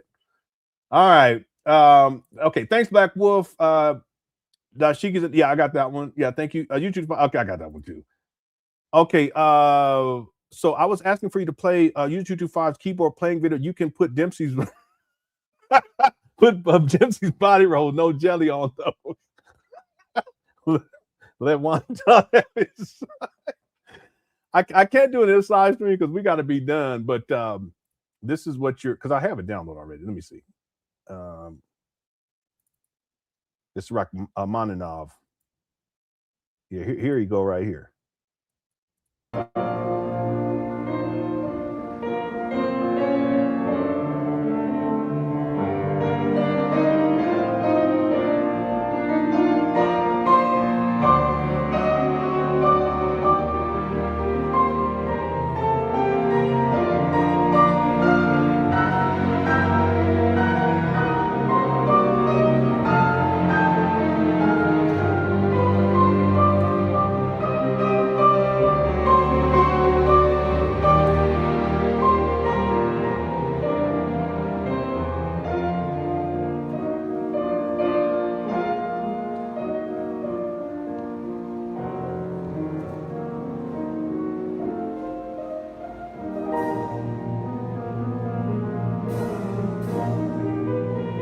All right, one of these days we'll do a review.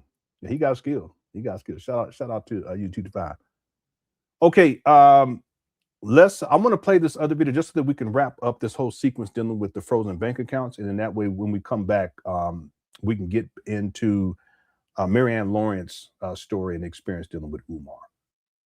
Okay, let me see here. Lenon, are you the FDMG? Are you the FDMG of the document?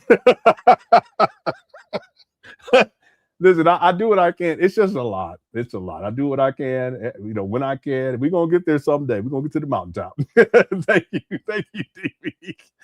DB. Shay became a new member. Thank you so much, Shay. I appreciate it. And then also, thanks again, Afropunk. I appreciate that. Han says, is Umar laundering money for some organization? I don't know. There's no telling if he was audited and they looked into his banking situation and they audited his PayPal, CashApp, and GoFundMe. There's no telling how convoluted this may get. There's no telling. Umar, he's criminal minded, and he's been at this for such a long time that there's no telling. Yeah, he could be funneling it. And again, I'm just speculating here. He could be funneling it to another organization. He could be funneling it to people who are laundering the money further. He could be funneling over to Africa. I mean, he could funnel it someplace, offshore account, and just have it sitting there and not reporting that to the IRS. Or if their day ever comes where he just abandons this project, he got 400, 500,000 sitting up over there that he can get to whenever he needs it. Ain't no telling with this guy. There's no telling how deep this goes. Pause. Now the room 130. I gotta say that shit now. There's no telling how convoluted this is. And remember, he's been at this for such a long time. In 2010, again, we're talking 16 years ago, he said that the school was going to open September 11, 2013. And he was collecting money back then for different FDMG-related projects and scams. So even if they were to go back and audit all of that, there's no telling, how much money. It's got to be over 3 million at this point. And where it's gone, there's no telling with the different people he's interacted with. And who knows? Who knows?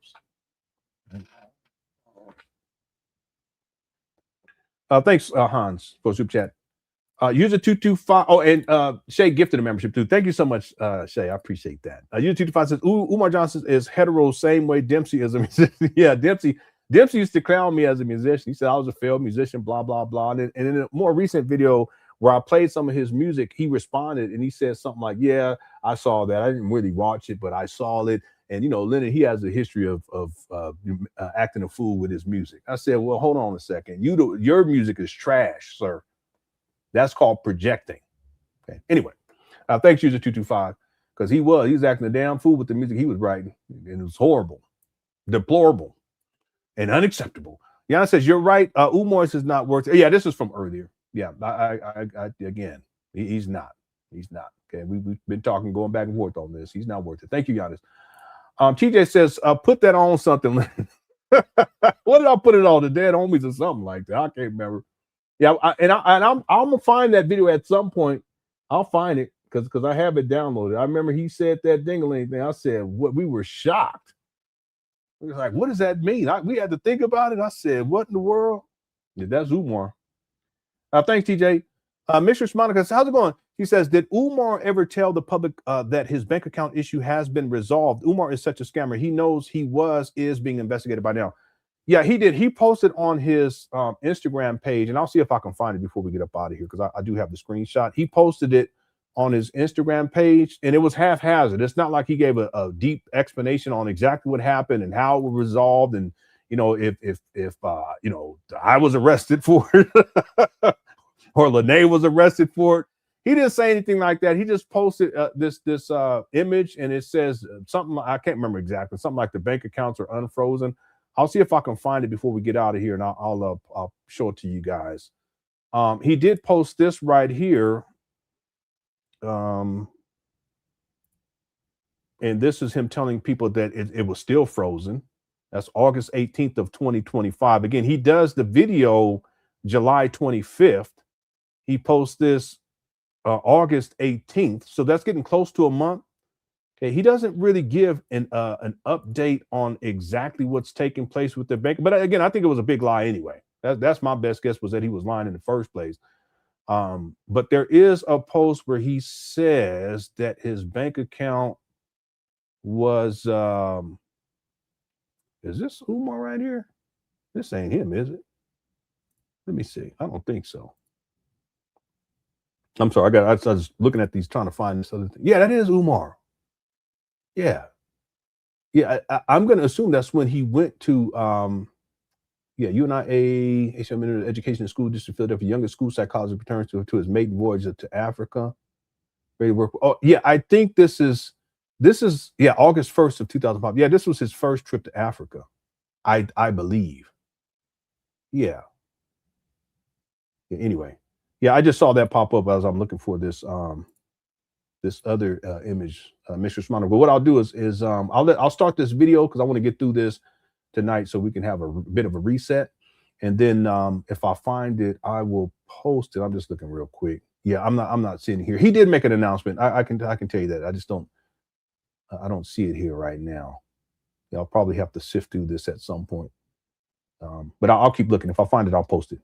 Okay, thank you, Mr. Monica, for the super chat. I appreciate it.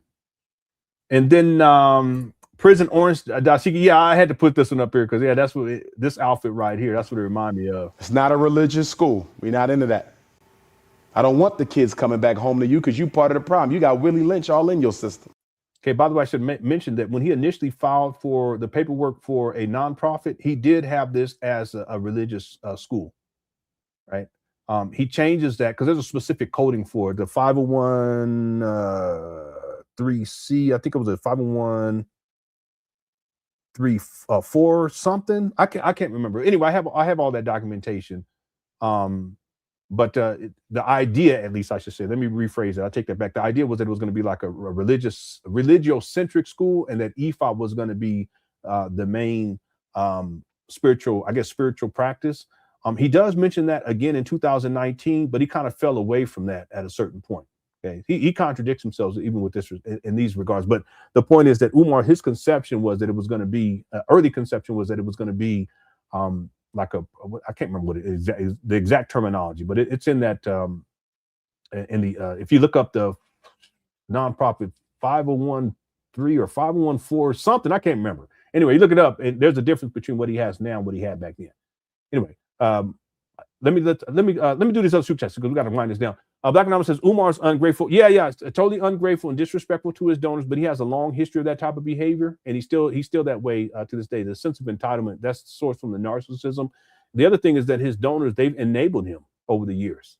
You send him all millions of dollars and for nothing, he's not going to think much of you guys because he don't have to do anything for you all. He just keep shaming you into sending him more money, and he's been living like this for over a decade now.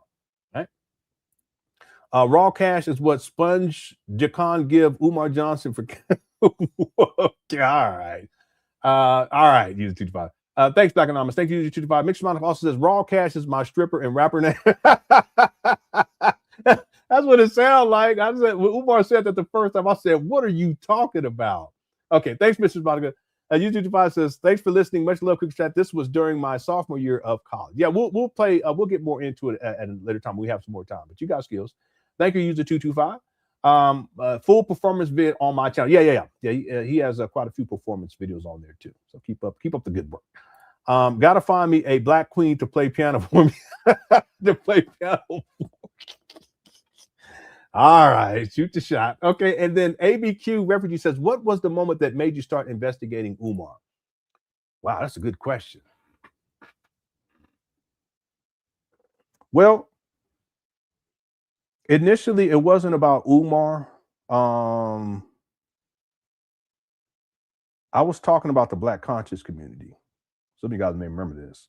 I was talking about the Black conscious community and a lot of the foolishness that was going on back then and still continues to this day. And specifically the online internet, I call them online internet-based leaders in the Black conscious space. When I was coming up in college the first time, I was part of the Black conscious community, but it was grassroots. You had events, you had people come to speak. I always reference Ashra Kwesi because that had a huge impact on me when I was probably about 17, 18.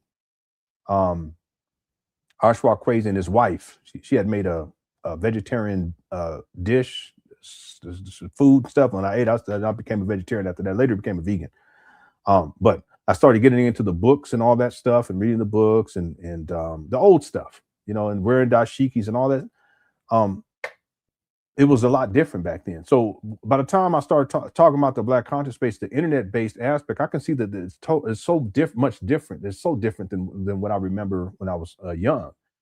And people were talking about different people back then, and people were talking about Umar, and I watched those videos, and I found it fascinating. I'd done a video to cover narcissism back in 2014, I believe.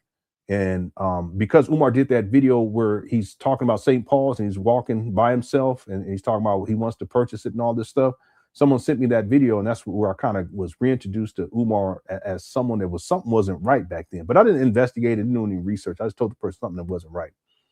And then when I looked into him back then, just the narcissism, how he would talk to people and all that stuff. I was studying narcissism at that time. But it wasn't, I would say it wasn't until 2019 where I start to investigate, not deeply, but then by the time we get into probably towards the end of 2020, I started consistently doing Umar videos in 2020, but my breadth of research, it wasn't deep at all. It wasn't. But over the years, I built it up to where at this point, I'm working on a full-fledged documentary to cover his whole life. And there'll be stuff in there that people, they haven't heard. There's be stuff in there that people that we've talked about. But I would say that was probably the moment. It was a transition from talking about the Black conscious community, the internet-based leaders, and talking about different people involved in that. And Umar was one of those individuals. And then by the time we get into 2019, I started consistently doing Umar videos, but the research wasn't deep.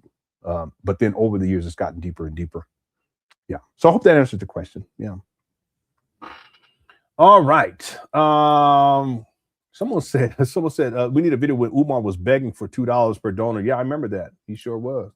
He was begging for it was $2. Kid you not. You can't open up a school with begging for $2. This not gonna happen. Not gonna happen at all. But he wasn't never serious about opening up school anyway. Okay. Okay, let's wrap this up. Thank you, ABQ, for the super chat. Appreciate it. So I want to play this video, and I'm just going to let it play. I'm going to try to find that receipt where Umar makes the announcement that his bank accounts were unfrozen, if you will. It thawed. This video is from August 4th of 2025. Little context. So Umar does that video where he's talking about his bank accounts were frozen. A lot of people went in on him. There's a lot of videos that people were doing on YouTube. His followers were going in on him. They was clowning him about his daughter. They was clowning him about the fish tank video. Then they was clowning him about this. And this is what Umar does. He gets online August 4th of 2025. So let me let this play, and I'll limit my commentary, and I'm going to see if I can find this other receipt. I'll be right back. Pan Africanism, peace and Pan Africanism. Peace and Pan Africanism, peace and Pan Africanism. Peace and Pan Africanism, peace and Pan Africanism. This is your big brother, Dr. Umar E5. Oh, I'm sorry. I was trying to pull this other thing up. Ogun Tade. I said, this is your big brother, King Kong Consciousness. I said, this is your big brother, Intercontinental Ifatunde. Welcome to Black August, brothers and sisters. Welcome to Black August, brothers and sisters. Welcome to Black August, brothers and sisters. Welcome to Leo season. I'm wearing my Haitian flag today. Where my Haitian Africans at? I'm wearing my Haitian flag today. Where my Haitian Africans at? I'm wearing my Haitian flag today. Where my Haitian Africans at, brothers and sisters? Listen. Listen. All I want to say to you right now is thank you to those who have been riding with the Prince of Pan-Africanism. Thank you to those who have been standing strong with Ifatunde Oguntade. Thank you to my day one ride or dies. Thank you to the haters, the instigators, there he goes, the defamers. That's all I'm going to say. To the haters, instigators, and defamers, that's all I'm going to say. To the haters, instigators. Yeah, this is a crash out too. And I remember, who was that lady? Big Ann, she was talking like this about people who were criticizing Umar going all the way back to 2019. He repeating it. But anyway, it's so childish, but this is Umar's way of dealing and managing with all the stress that and the criticism he's receiving because of how 2025 had been progressing. And so by the time we get to this point, he's just out of control. And defamers, that's all we gonna say. That's all we ain't got no more words. We ain't got no more words, brothers and sisters. I'm at the Frederick Douglass Marcus Garvey Academy. The accounts are still frozen. We're looking into it. The accounts are still frozen, brothers and sisters. We're supposed to hear back Friday. We're supposed to hear back Friday. That's again, this is from August 4th, and then he posted this August 18th. And Mr. Shoemake, I could not find that receipt, but he did post it. I remember it. I can't remember how much longer it was after this. Hopefully I'll run back into it at a certain point. All right, but he didn't give any explanation or any type of update on what happened or any of that stuff. Let's go. Like Monday to me. The bank is giving us the runaround. We ain't got our check back. So we about to operate attorneys. Attorneys is about to get in. So now he's going to sue the banking institution. And I think what he's trying to say is that they're going to give him the money and then he's going to open up another account someplace else. Involved because we were told that when your account gets canceled, you're supposed to get your refund check for the amount that. So he's saying here that the account was canceled. Which account? The FDMG account, your personal one? You see this? Was in the account. We have not received that yet. So there's some funny business going on right now, brothers and sisters. There's some funny business going on right now, brothers and sisters. Boy, his lies are out of control. Brother Sharif also had emailed me because he had gotten blocked. And you should be good now. If you've gotten blocked, over the course of last year or whatever, and you feel like you shouldn't have been, you can always email me. Just make sure you send me a link to your YouTube page and I'll get you unblocked. Okay? Here we go. But we're going to take care of all that. Stay patient. Stay positive. Stay patient. Stay positive. They messing with our bills. They messing with our automatic payments.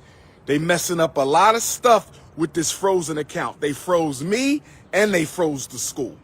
They froze me and they froze the school. But that's all right. That's all right. We're going to stay patient. We're going to stay positive, and we're going to see what they say on Friday, no later than Monday. But we need our check back so we can open up a new account and keep the ball rolling. We need our check back so we can open up a new account and keep the ball rolling. There's a lot of people saying a lot of things. I'm only going to say this to the Ifa Tunde faithful. There's a lot of people saying a lot of things, but I'm going to say this to the Ifa Tunde faithful. Don't get put in the book of Negroes. Don't get put in the book of Negroes. Don't get put in the book of Negroes. Brothers and sisters. Now, by the way, I think at this point, the munition, we reported on the munition. So that's, and a lot of people were talking about it, how these properties were potentially going to be sold at auction.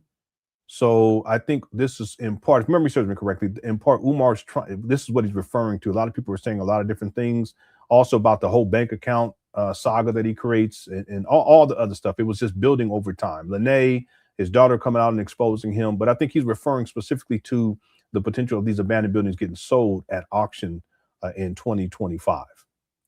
As we get ready for August the 21st, Haitian Revolution Day, Nat Turner Revolution Day, George Jackson Revolution Day, birth of Black Jesus and birth of Ifa Tunde. Birth. As we get closer to August the 21st, the grand finale of Leo season, Haitian Revolution Day, Nat Turner Revolution Day, George Jackson Revolution Day, birth of Black Jesus and birth of King Kong Consciousness Day. We still working on the renovations, brothers and sisters. Ridiculous. In 2023, he said renovations were done. I could pull it up, but we got to wind this down. We're going to rekey them classroom doors. We're going to lay this tile down. And we're going to apply for the certificate of occupancy. Do anybody got a problem with what I just said? Does any, I'm only talking to my supporters and donors. If you're not a supporter or a donor, hop off the live. If you're not a supporter or a donor, hop off the live. See, everybody talking is YouTubian struggle streamers who don't donate. I ain't heard. You damn right. I ain't donating shit to you, homeboy. Shit, I'll go and get some cat food and give it to a stray cat before I send some money to your scamming ass. A slander yet from somebody who actually donates. All I see is jealous people, envious people, opportunists. Yeah, this is the narcissism. Narcissists tend to think that everyone's jealous of them. You hear this with Umar, even going way back, people in the Black conscious space, he would say they were jealous of him. Sa Netta, Seti, the list goes on. Tariq Nasheed. Instigators, YouTubian struggle streamers. Nobody hating is a donor. Nobody hating is a donor. Don't you find that funny? Nobody slandering us is a... There ain't nobody slandering you, Umar. But the thing is that you do have people who used to donate to you. They don't anymore, and they criticize you because they realize that their donation went up in smoke, literally and figuratively. So they criticize you because of that. A donor, brothers and sisters. We know who messed our accounts up. Who did? And we looking into all that right now. Trust me. Trust me, there will be retribution. Okay. Oh, there will be retribution, brothers and sisters. I can't say it all right now. I can't say it all right now, but there's going to be retribution. We just got to prove a couple things. Yeah. And if we can prove a couple things, some people are going to be in a whole lot of trouble, brothers and sisters. Oh, yes. Here you go. Ifa Tunde Nation. Ifa Tunde Nation. Ifa Tunde Nation, stay calm. But this is what I want to say. Hit the PayPal. PayPal.me/FDMG Academy. This is what I got to say. Hit the PayPal. PayPal.me/FDMG Academy.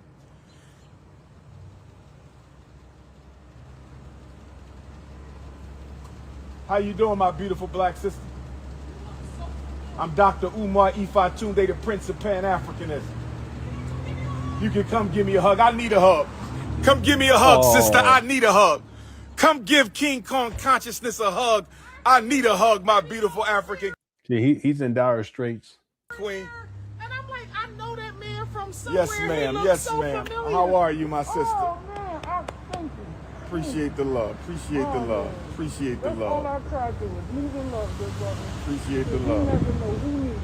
Yes, ma'am. Yes, Oh, ma'am. Yes, ma'am. Yes, ma'am. Thank Yes, you so ma'am. much. Thank you so much. Stay strong out here. I sure will. Oh, it's. And if all goes well, Oh, man, it was, Here he go. that's how Marcus Garvey Here he goes. Get to line. Walk. School. This is the school you hear me talking about all the time. This is it. You see the mural right there. John Jacques Dessalines, Nat Turner, Frederick Douglass, Marcus See, Garvey. I'm originally from New Jersey. I grew What up part? in Philly.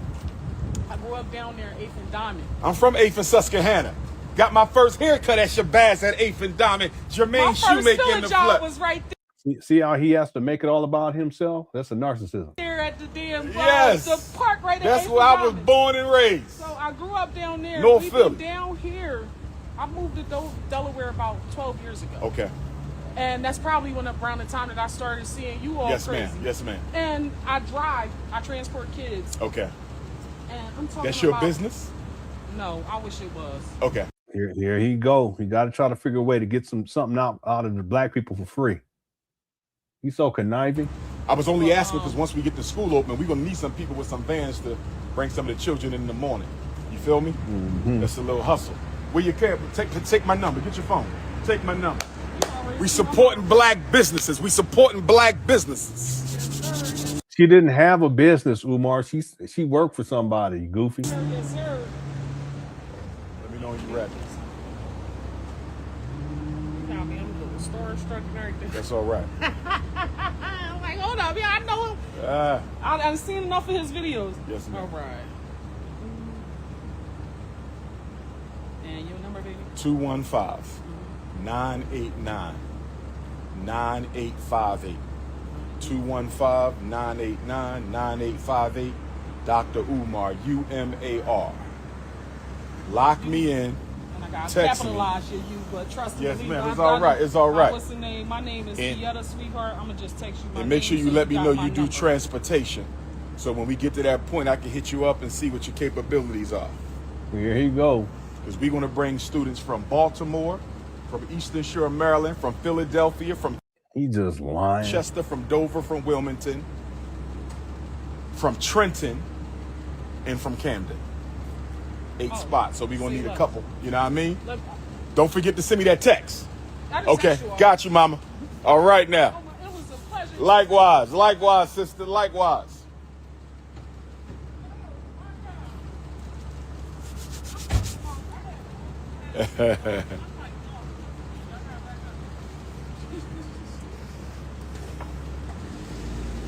You know what I think I'm going to do before the summer's out, brothers and sisters? Do you know what I think I'm going to do before the summer's out, brothers and sisters? Here you go. You know what I think I'm going to do before the summer's out, brothers and sisters? I think I'm going to have a cookout inside of the Anna Douglas Amy Garvey Park, brothers and sisters. What do y'all think? Did he ever have a cookout? Should we have a cookout inside the Anna Douglas Amy Garvey Park? I think He's a I'm gonna dude. He always saying he gonna do this, he gonna do that, but he don't never do nothing. I'm going to have a cookout. We're not going to do the fest because we saving all the money for the schools, and with the bank accounts frozen, we don't know what the hell going on. But I think I'm going to do a cookout. For all my supporters, y'all could come on out, play some music, some food. What do y'all think about that, brothers and sisters? FDMG cookout with some chairs, some music, some food. I think we're going to make it pop. I think I'm going to do a cookout, FDMG cookout. Now, let me say this to the defamers, the instigators, and the haters. All YouTubian struggle streamers out there.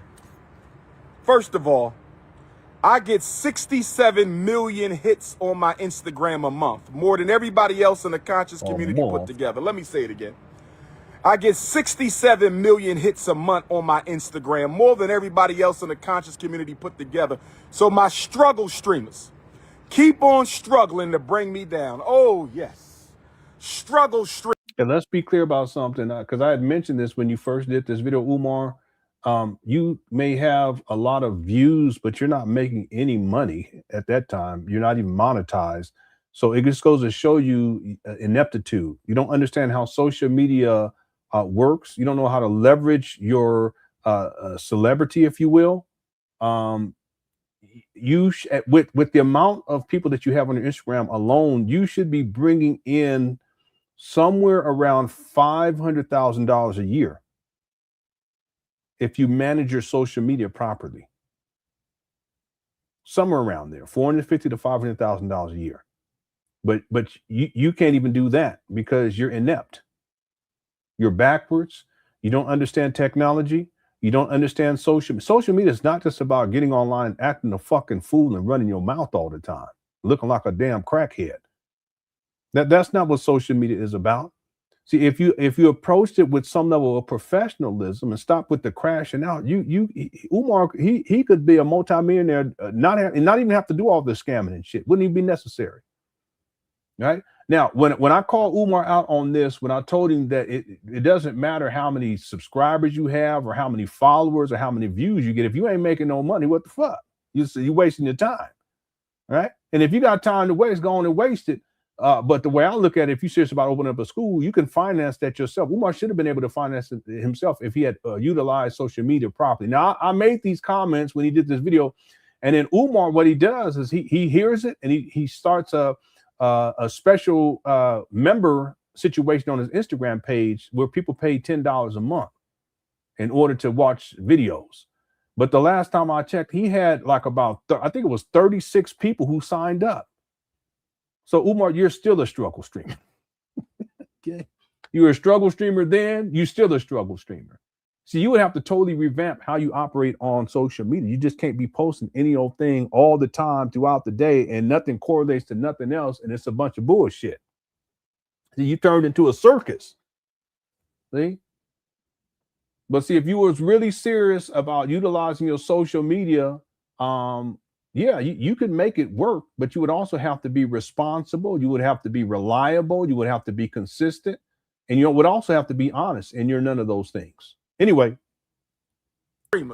Keep on struggling to bring me down. Oh, yes.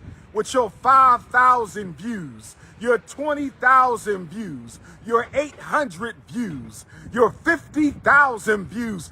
Yeah, let's be clear about something. It doesn't matter how many views you get. It doesn't matter how many subscribers you have or followers you have. It's about how you leverage what you provide on social media so that it can be financially viable and it makes sense. In other words, you're not on social media wasting time, which is money. I'm talking strictly business here. And Umar, with all of your followers on Instagram, you should be making $450,000, $500,000, and on Facebook, $450,000 to $500,000 a year. That's what you should be doing. And YouTube, that's what you should be doing. But your goofy ass, you want to get online and act a fool and scam on this school scam, which is going nowhere. Not one black child's educated. And every time you on social media, you're wasting time, and time is money. Now, on the flip side, if you're on social media for the enjoyment factor, okay, cool. But if you're on social media and you have over 1 million followers and you're not monetized properly, you a damn fool. Okay. All right. Anyway, let's go.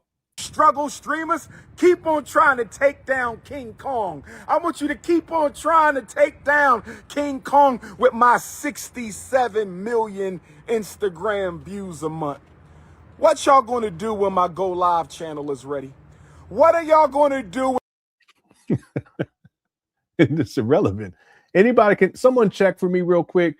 How many people have signed up for Umar Johnson's quote unquote Go Live Instagram special videos? Can someone check for me and post inside the chat room? And it's $10 a month. I don't know how much Instagram take out. I don't even use my Instagram page. If someone can check, let me know. I appreciate it. My independent. And again, Mistress Monica, I'm still trying to find that receipt, and I've gone all the way down this timeline to that other receipt where it says it's still frozen. Anyway, maybe he said it in the video. I can't remember. Go Live channel is ready. I'm going to kill the whole movement, brothers and sisters. Just wait until we ready. Yeah, 45, because the last time I checked, it was like 36. So 45 times, that's about $450 a month, Umar. $450 a month where you have over 1 million followers. That's not success. That's what I call a social media desert.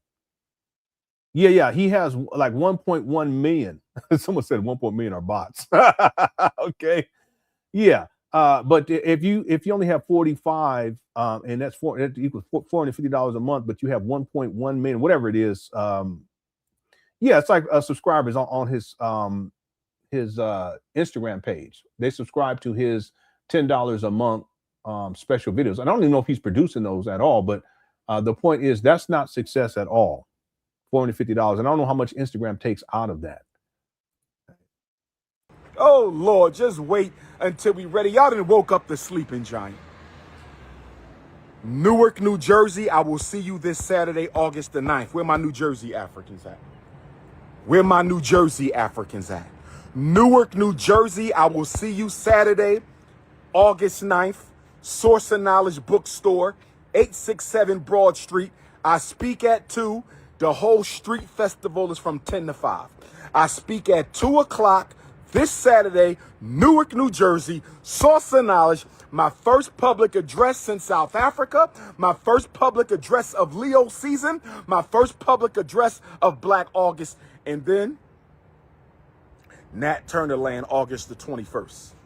Nat Turner Land, August the 21st. Go to natturnerlibrary.com. Go to natturnerlibrary.com. Yeah, Mixer Monica, I looked, I could not find it. Maybe I'm in error. Maybe he never updated people. Anybody remember? I thought I heard him update and said that the bank account was unfrozen. Maybe it was in a video, but I could be wrong. Maybe he never updated people. Yeah, I was intrigued to find out, but I couldn't find anything. Yeah, if anyone, oh no, here it is, right here. Here it is. Yeah, here it is. Let me share this. Give me 1 second, because I was like, I gotta find this. It was driving me crazy. I thought I was, tripping or something. Now here it is, right here. So it wasn't a video, it was a post, which is what I remembered. And let me do a screenshot, save this, and then I'll share it with you guys. This is from August 28th. Johnson bank account unfrozen. All right, here it is. Yeah, I was looking for it because I was just driving me crazy. I was like, wait a minute, I remembered. So this is what he posted right here.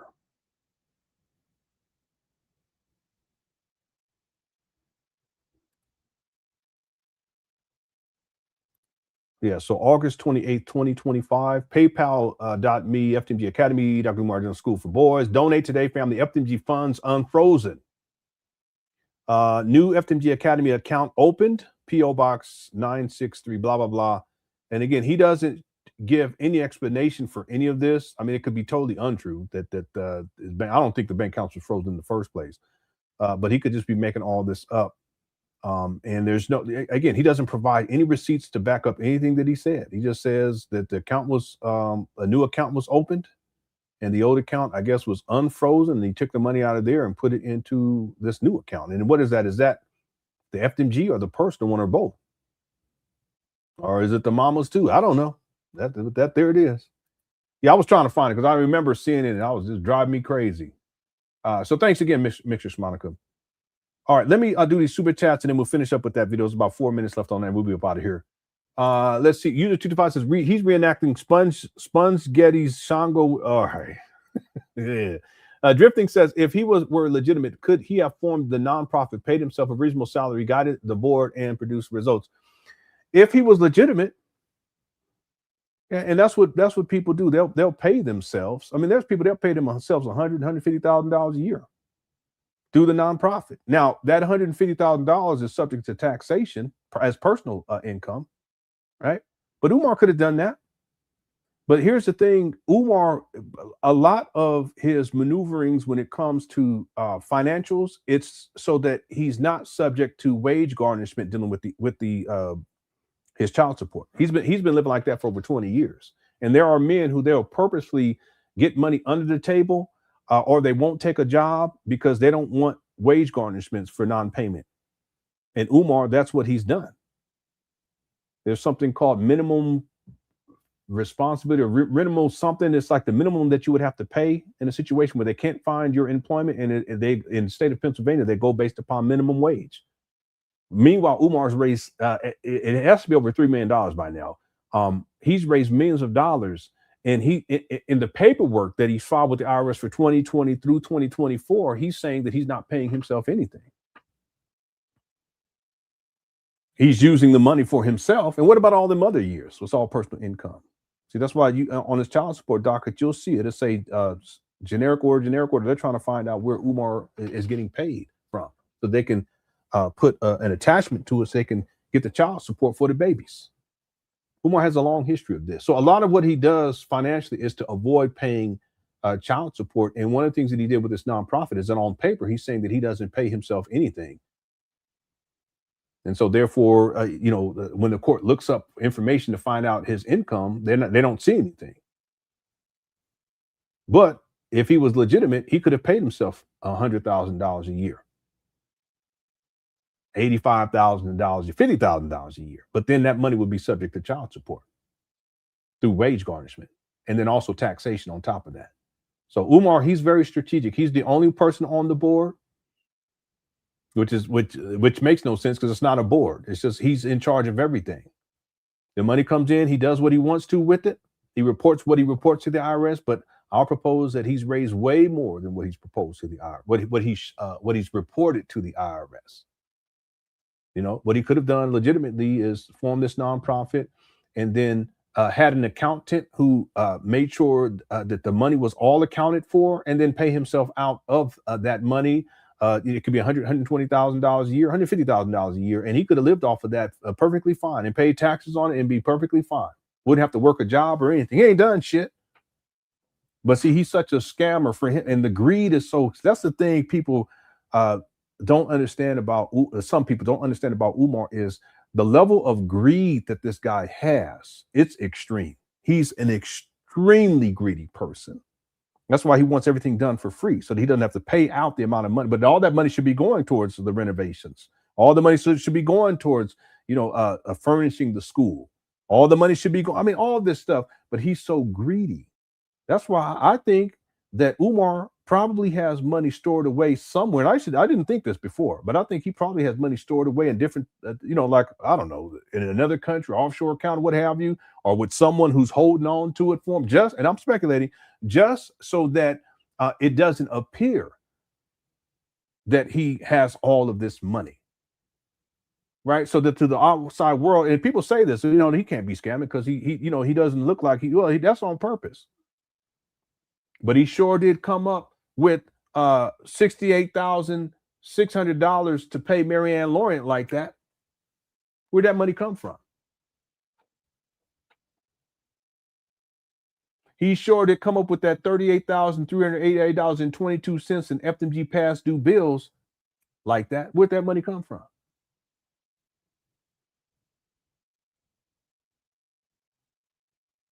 He could have handled this legitimate where he wouldn't have to go through all of this, all these shenanigans and lying about this. And I got to get the blueprints and I got to get an HVAC, and the HVAC guy won't come and they try to sabotage, and electricians, they stole from the school. He ain't got to do all that.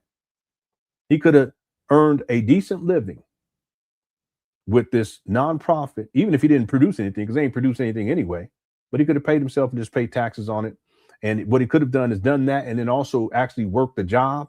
So you figure if he paid himself $100,000, work a workload job, bring in another $70,000, $170,000 a year. There you go. But not Umar. He's greedy. See, if people give him money for free and he don't do shit, he's going to take the money for free and don't do shit. As opposed to doing it legitimately and paying himself out, paying the child support on time and wage garments. Yeah, that's fine. Pay it through the wage garment if that's what it takes. Pay it on time. At least you get the baby, get the money, get what they need to survive in the world, and then that job, a full-time job doing whatever and bringing that extra money. He lived a regular old life like a regular old person. They got to jump through all these scamming hoops. He's still scamming because there still ain't no school, but at least it would be legitimate scamming. If y'all catch my drift, he pay himself through this scam, but at least he'd be paying himself legitimately, as opposed to just taking the money, saying he ain't paying himself and spending on whatever he wants to. All right. Anyway, such a waste. And it's a waste of black people's money because it ain't his money. He don't have a job. It's black people's money. All right, we got to get up out of here. Usually, if I said, do y'all think Umar Johnson crazed my piano? Right. Will platform still bring him on in 2026? Yeah, I'm sure of it. Umar said that he will be on the Breakfast Club soon. And then he also posted, I just looked because I was trying to find that receipt for Mr. Monica.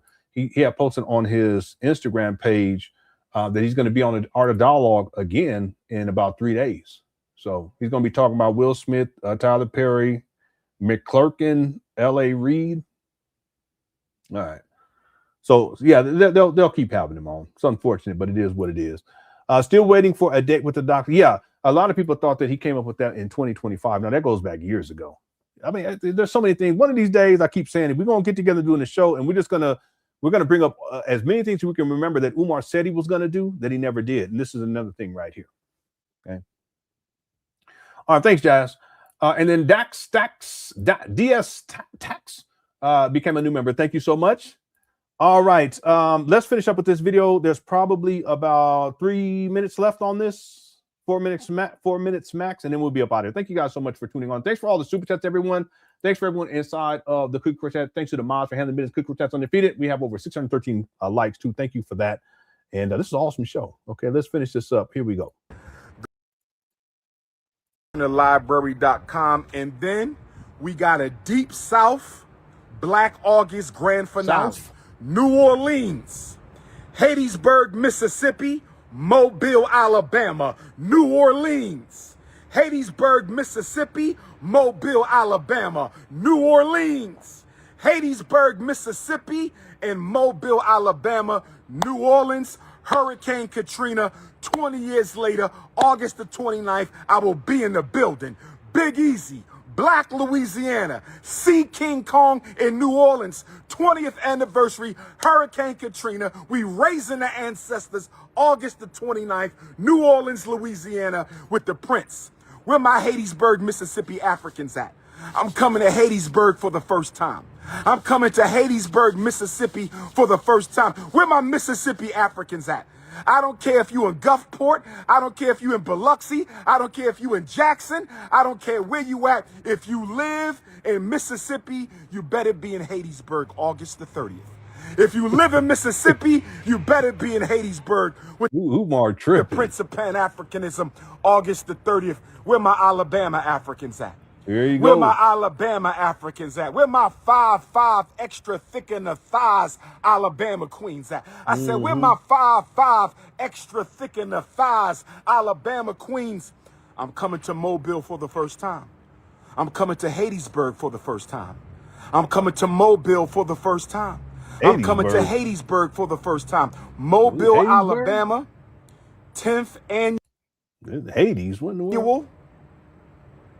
Mobile, Alabama is the 10th annual community festival in Mobile. I will be there on the 30th. Is that the 30th or the 31st, brothers and sisters? Let me double check.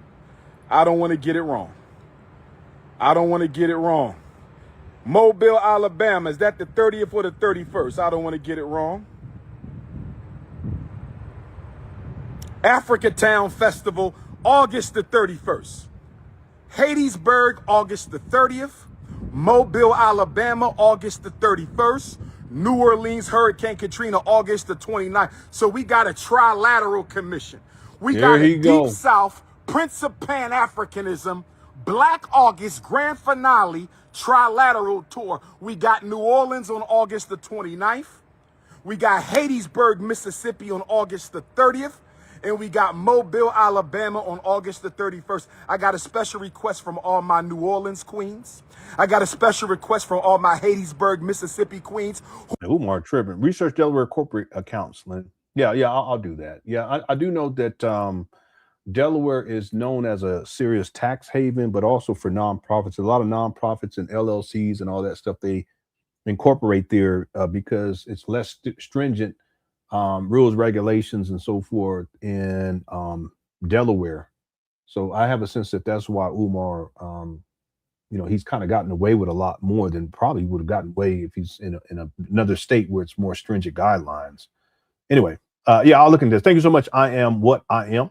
Who I'm going to meet for the first time. I got a special request for all my Mobile, Alabama queens who I'm going to see for the first time. I need a hug.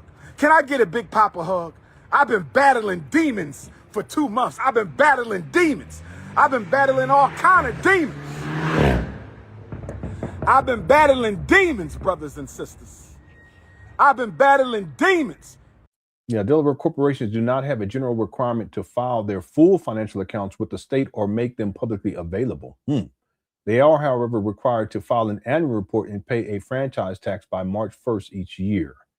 Annual reporting requirements, principal business address, names and address of all directors, registered agents, stock information, the primary state level filing of annual report in Delaware Individual Corporation, which is due by March 1st annually. This report requires specific corporation. Yeah, I would have to look into this further. Yeah, internal accounting for federal requirements. Maintain internal books and records. I highly doubt he's done that. Comply with federal tax obligations, such as filing Form 112. This would include 990. And he didn't do that for 2 years out of the 5 years that he did file. File Delaware corporate income tax returns. Yeah, I don't even know if he's doing all that. Anyway. Hit your PayPal. PayPal.me/FDMG Academy. You can only send a personal donation to Dr. Umar, PayPal or Venmo. PayPal is Umar the Psychologist. PayPal.me/Umar the Psychologist or Venmo. Venmo or PayPal for personal. FDMG is FDMG Academy on PayPal. They froze my Apple Pay, brothers and sisters. Damn, Apple Pay got froze. Apple Pay said you got to have an account or we got to shut it down. Apple Pay said you got to have an account. What is this guy doing? You ain't got no account? What's he talking about? Estevados, how's it going? Says, I know I'm late, but didn't he say he wasn't going on the Breakfast Club until the school opens? He's such a liar. Yeah, he did say that. Yeah, he said that.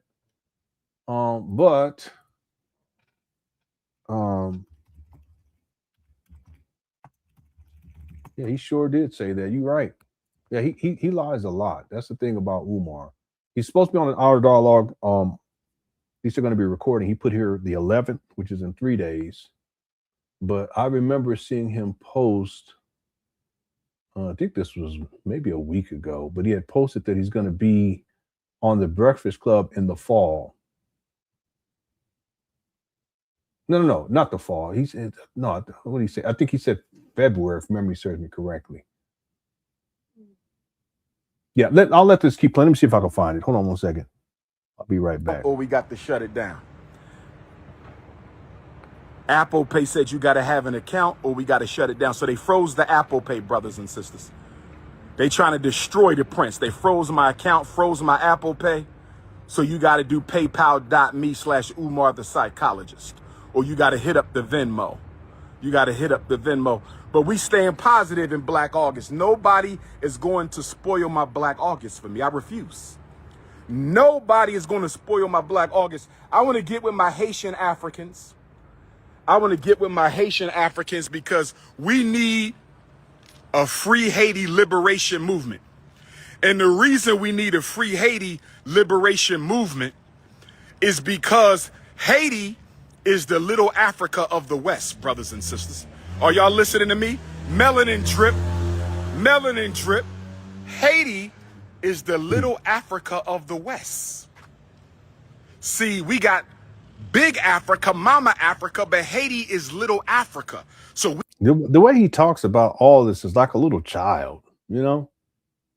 Yeah, Estevados, I'm not finding it. So let me take that back. I thought I remember him saying that he was going to be on the Breakfast Club, and it's going to drive me crazy. I'm going to keep looking until I find it.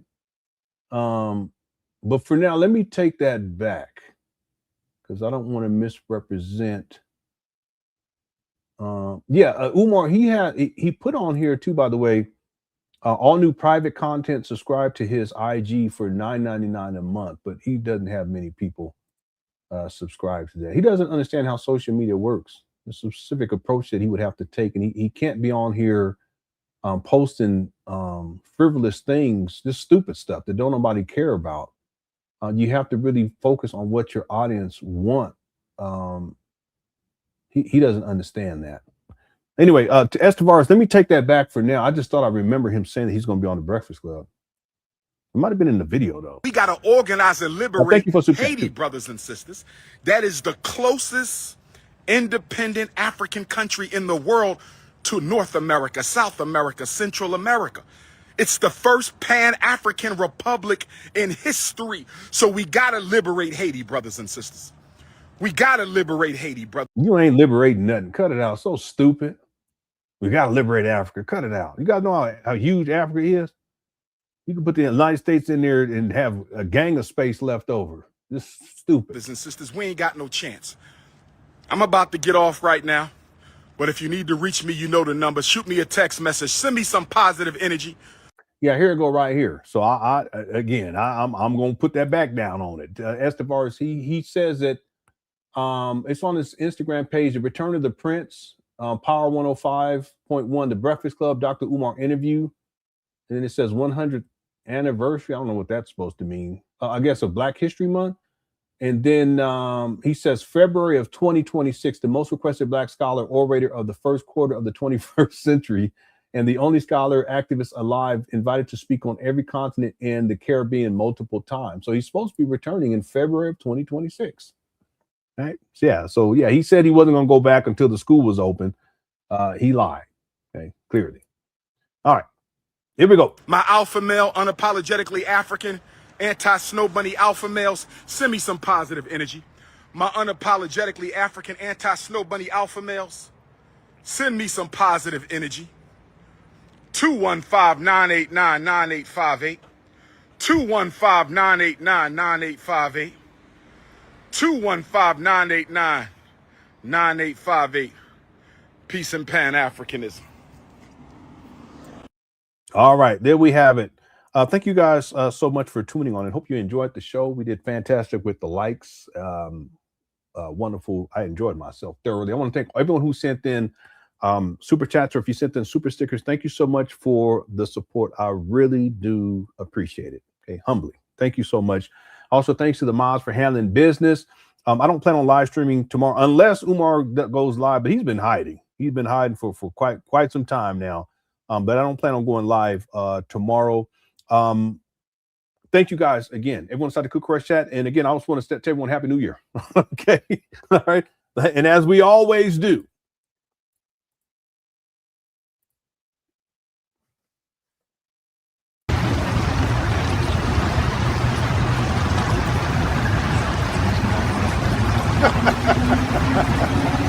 People. shout out to Sister Marianne Lauren. You absolutely right. You've been hiding since room 130 dropped bomb.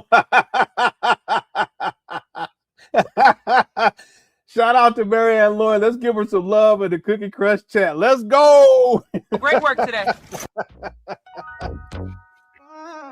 Boy, this chat room is wow.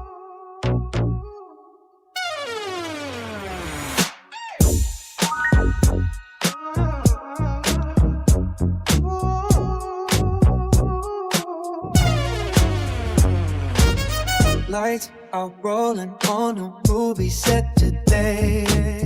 Action cutting down the packing things away. Heading to the red roof in room 130. Homie gonna sponge my hair real nice and make me look real pretty. Rows of a hose, that's how we roll. Turning down the heat, you know where we meet. I know, Bessie. At the Red Roof Inn, let's go. 130. My guy gonna do my hair and make me look real pretty. Ain't no couch where he can sleep, but the bed real sturdy. So come and stay the night in room 130. Drink so big they barely fit the silver screen. Director yells, heard as we end another scene. Red roof nights, when me and the homie B sponge my hair all night. Probably won't get no sleep. Rows of a hose, that's how we roll. Turning down the heat, you know where we meet. At the Red red roof in room 130. My guy gonna do my hair and make me look real pretty. Ain't no couch where he can sleep, but the bed real sturdy. So come and stay the night in room 130.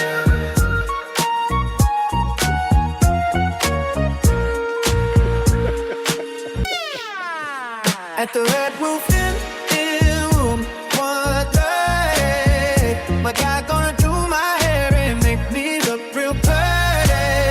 Ain't no couch where he can sleep, but the bed real sturdy. So come and stay the night in room 130.